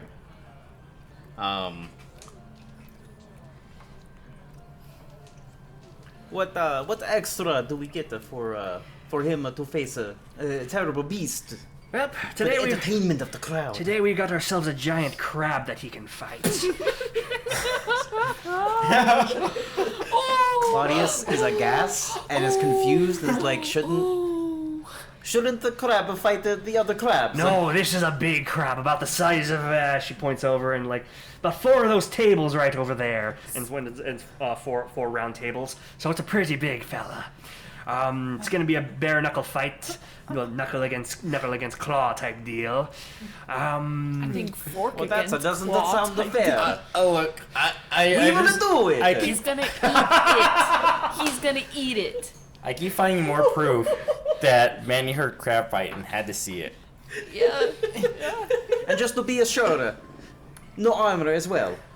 No armor as well. Just what you've got. The only Just the beast. skin of your back. The skin of your back and the Oh, shell good. of that crab. Yes. This will be a good bloodbath. Interesting. Well, what is the name of your fighter? Would Claudius know to not give the real name? Would he care? Yes. Mm-hmm. Probably. Because you can't have an actual Evan. knight running around in an underground brawling No, thing Kyle. giving real names. Give Kyle. His name is Khalees. Khalees. All right, then I'll put him down. Khalees versus. And she puts up a second plate. He's been around long enough. He knows. He was there for the whole. That's what I'm saying. That's what I'm saying. It's that thing, and this is where I feel like Claudius and Bor actually relate, is that understanding of wisdom versus intelligence. All right, since you're actually fighting the crab, I guess I'll put you in. That'll bring your friend in a lot sooner. So he'll instead be second in the pecking order after Jimmy. Okay, so first it'll be Jimmy versus the crab, and if that all fails out, then it'll be Khalees versus the giant crab. Wonderful. All right then. He's like, interested in any other betting, perhaps? Let's see if we can get a pool going for him. Crab. In betting? Yes. Would you like to maybe perhaps bet on one of the man on man fights before we get in one of the beasts, or do you want to bet on the crabs versus crabs? Oh no, I don't fight. I don't bet. All right. Gambling is for the small-minded. Interesting that you're then gambling away one of your fighters. Oh no. That is not the gambler. Oh! Confident, aren't you? I thought I understood where that was going. I did not understand where that was going. It went some place I like better. This is an opportunity for people who haven't been associated with him immediately can bet on him. Yeah, saying that you overhear you see a couple of the patrons kind of lean over hearing that, just taking swigs, and she's like, "Oh, very interesting. Well, get your fighter ready then. After the boys are done in the pit, we'll start bringing in the beast and Jimmy." All right, I'll have him ready in a few minutes. Wonderful. Do I see them talking? Make a perception check. Short-sighted? No, in fact, he has dark vision and normal sight. Can't imagine how he wouldn't. 13. 13. You Well, now see, that I said you that. don't hear whatever it is Claudius No, is I talking don't- about, but I you don't do care see about you hearing do see Claudius talking with somebody, and you can see that these two are scheming their own thing, and that's about it. So this is a full-on pit.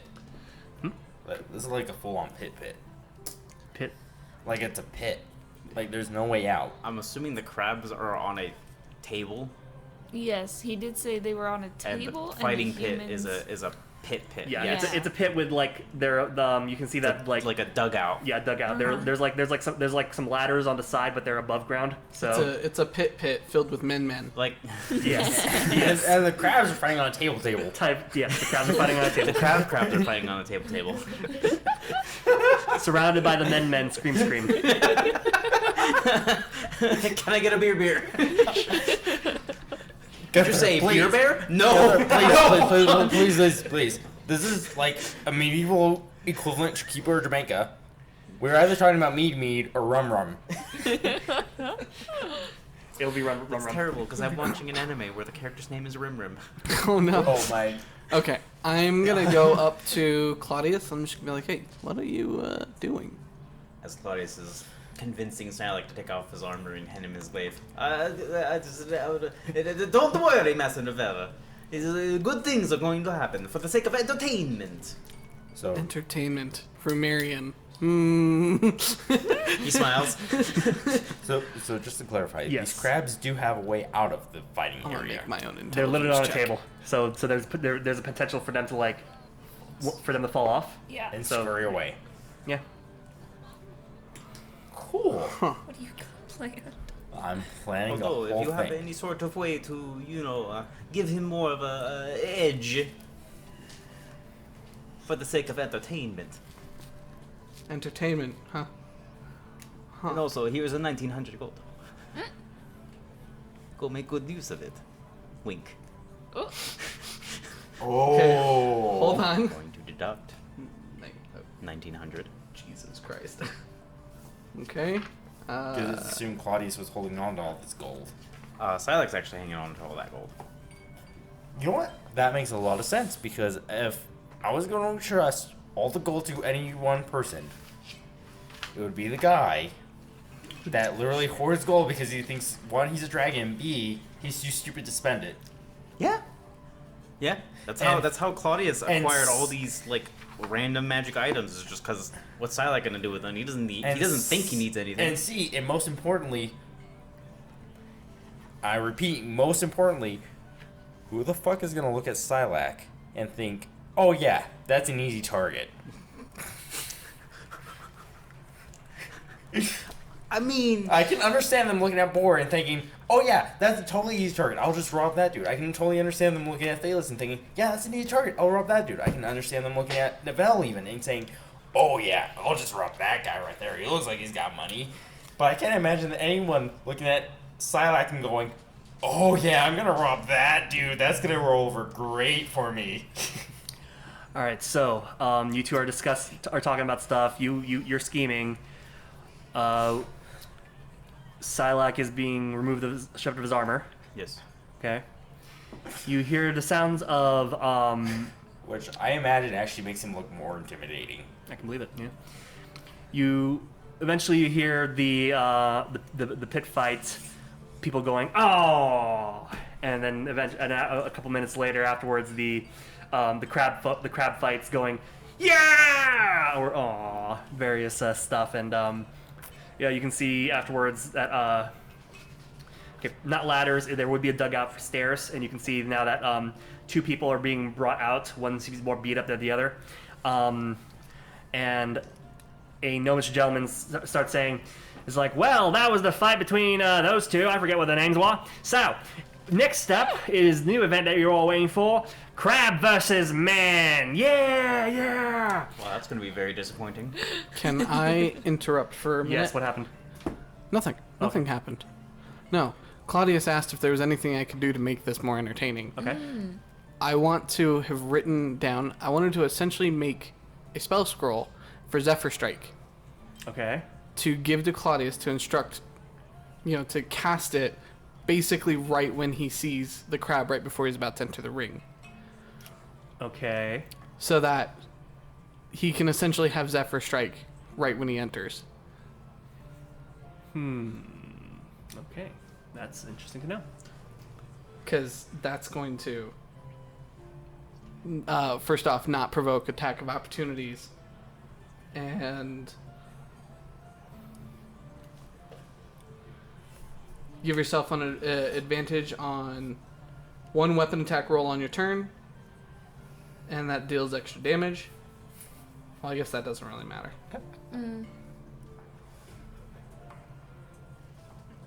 Doesn't it move your increase your movement speed? Only because I read this because you abused it a couple of times. no, Only no. if you make an attack. I almost always make an attack though. There's been one or two situations where you activated Zephyr Strike and only used its movement. Whether you hit or miss, your walking speed increases by 30 feet. But you have to make an attack. Maybe I won't do this because it is a concentration and that might not work. I mean, Claudius also doesn't seem to be exactly arcane minded. that would. It's only Zephyr Strike verbal. is a self. Oh. Yeah, Yeah. That too. he would that have too. to instruct Sylack. I'm essentially quickly writing down how to do it, Okay. I see what you're giving it to him, with the So I instructions. was wondering how that was all going to work out. Is he going to be able? Because In the the- spell scroll, is he able to cast it on somebody else, or that's why I was wondering. So, Yeah. anyways, And it doesn't require any semantic or material components. okay. So, fuck it. I'm gonna do it. It's up to them if they want to do it. But I'm gonna do it. Can you make a scroll in time? I don't see why I couldn't just write it down. But Because it's not as simple Scroll. as scribbling Yeah, something no, down. yeah. scrolls It's- actually take a specific amount of time to make. And It's, money. it's literally like taking the components, breaking them down, and imbuing them into. Well, right. It's form only that you verbal need. anyway. Oh, that's fair. Yeah. Oh. It's only a verbal component So basically, spell. as long as Also- Claudius can shout it. Yeah, it doesn't require any semantic or material Now, components and to do it. This is the other weird thing. I actually have a question on the rules of 5e specifically. Is Well, then it would does have to be an incantation type Let thing. me see here. Does it matter what language it is actually shouted in? Because if it is supposedly shouted it's well, I guess it doesn't, but in theory, you're not speaking in a normal tongue. You're speaking in like arcane, in right, right? Now- So you're more or less. and this is where It depends on how you want to flavor it, but if you were to assume rules as written, the reason that you can make a verbal spell into a scroll is because it has the arcane incantation on how to cast it. now, and this is where I was gonna say. This is where we have to make a weird assumption here. Is if it is shouted in like ancient Romarian, a language that no commoner or sailor should ever understand in our modern times. So you missed it. Zephyr Strike is a self. Right. Oh. Whoa. Yeah. Okay. Yeah. That is completely different. Yes. But also, just a question Manny? mechanically. Yes. Xanathar's page 133. Hold on a second. Any mage should be able to identify what you're. Well, whoever, depending on the spell type, whoever also has access to those spells should be able to identify based on the verbal components what that spell is.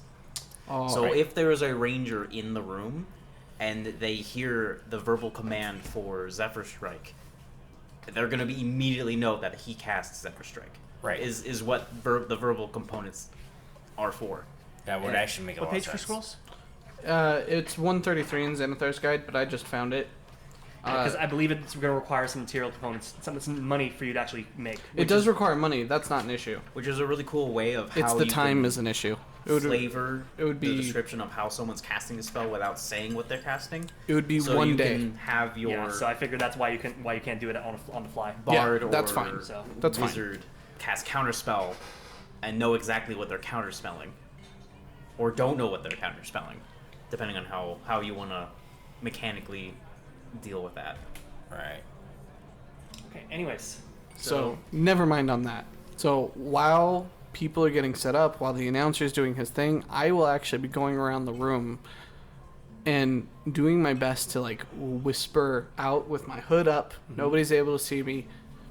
That I'm essentially like whispering into people's ears that I hear that the crab winning is a sure thing. okay. Yes. Make various persuasion checks. That may or may not counteract exactly what I'm going to do. How many do you want me to make? 3. 3 of them?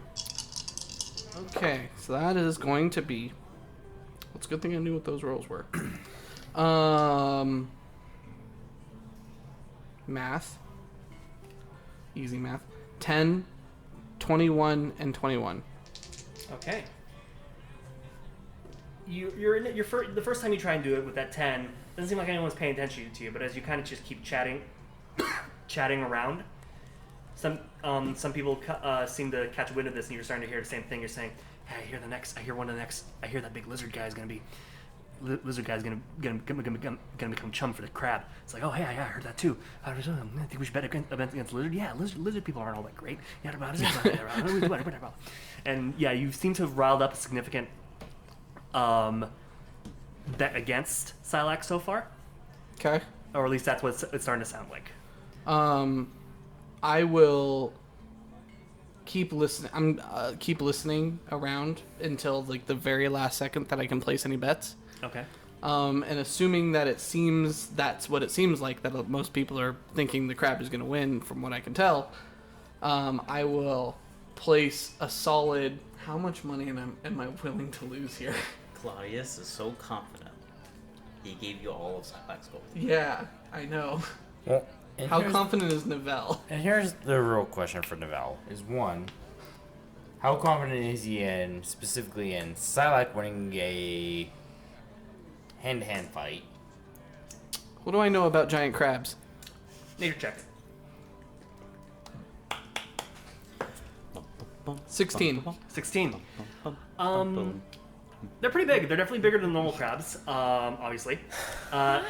And they 'Cause they're would get giant. about to the size of one of those round tables that some people are drinking at, to probably twice that size. Matches the guy's description pretty well, Yeah, then. so mechanically they'll either come out being a younger one will probably be about medium size, an older, hardier one would probably be Large. Yeah, Okay. And they're crabs, right? So they got pincers, they got pincers, claws, yeah. hard shell. Yeah, everything about them is pretty much most likely the same. There's nothing terribly strangely magical about them. How confident would he be in specifically Sylack's ability to defeat one? That's what I'm trying to figure out, dude.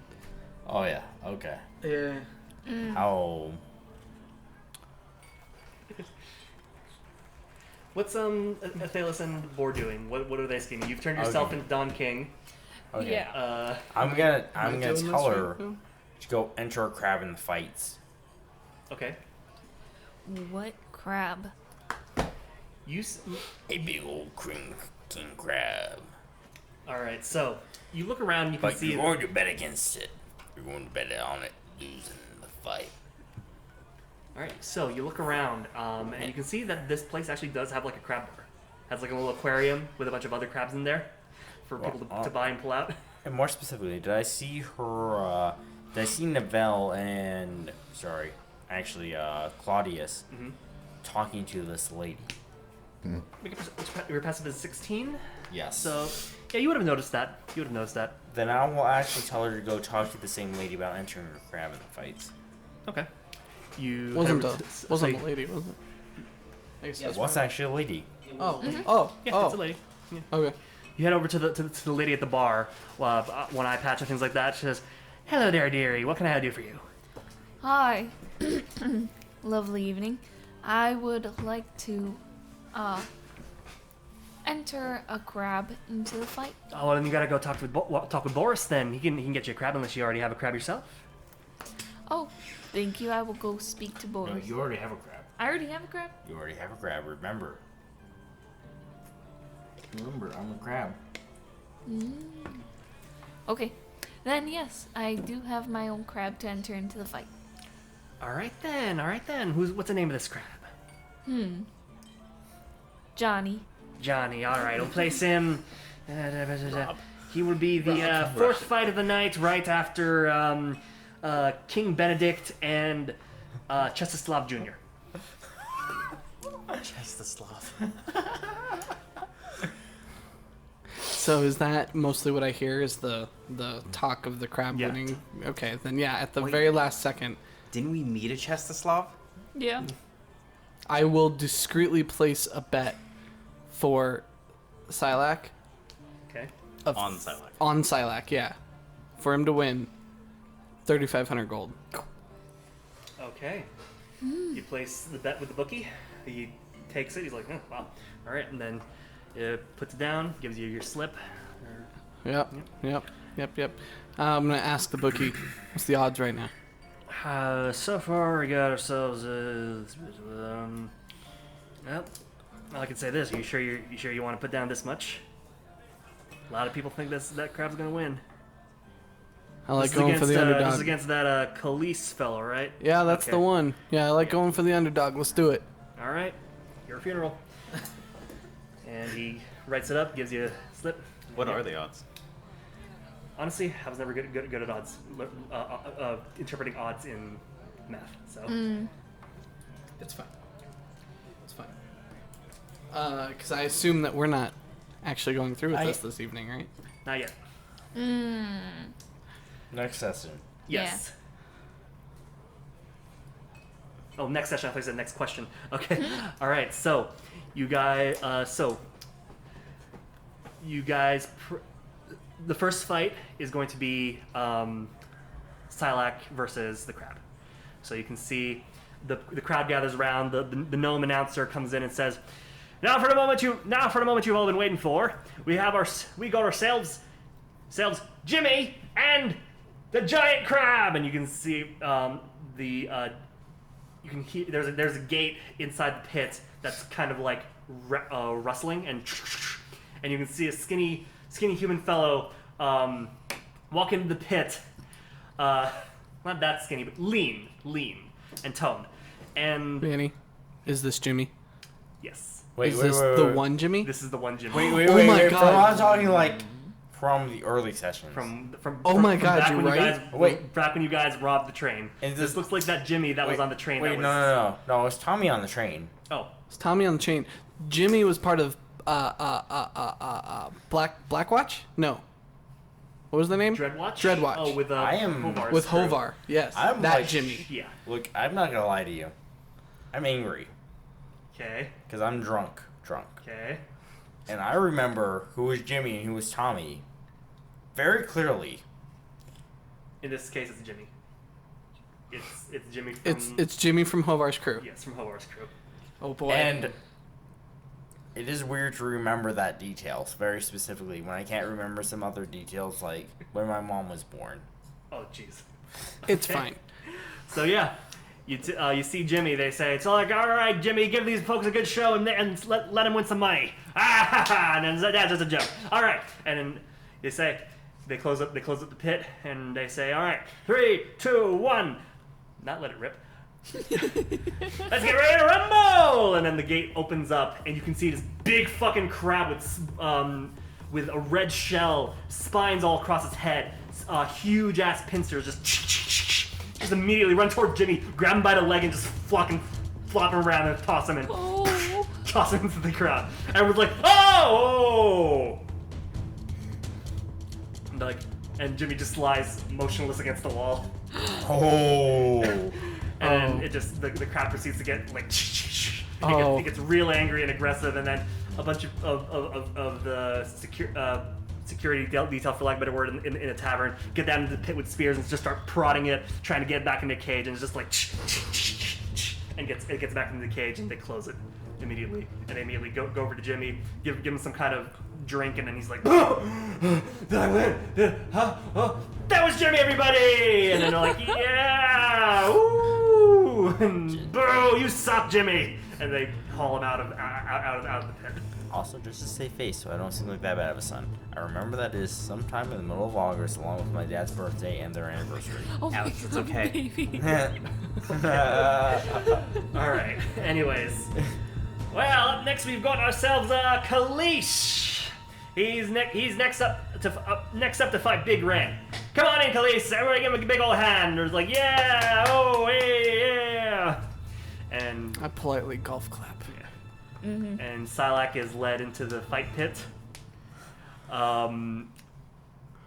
They open up the gate. The crab comes rushing out. Pincers snapping. And that's where we're ending.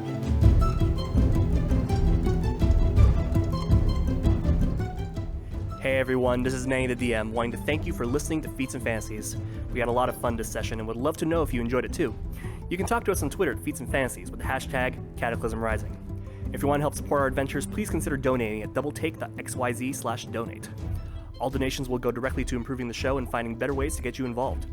Thank you again for supporting our podcast. Please share it with your friends, and we'll see you again in the next one.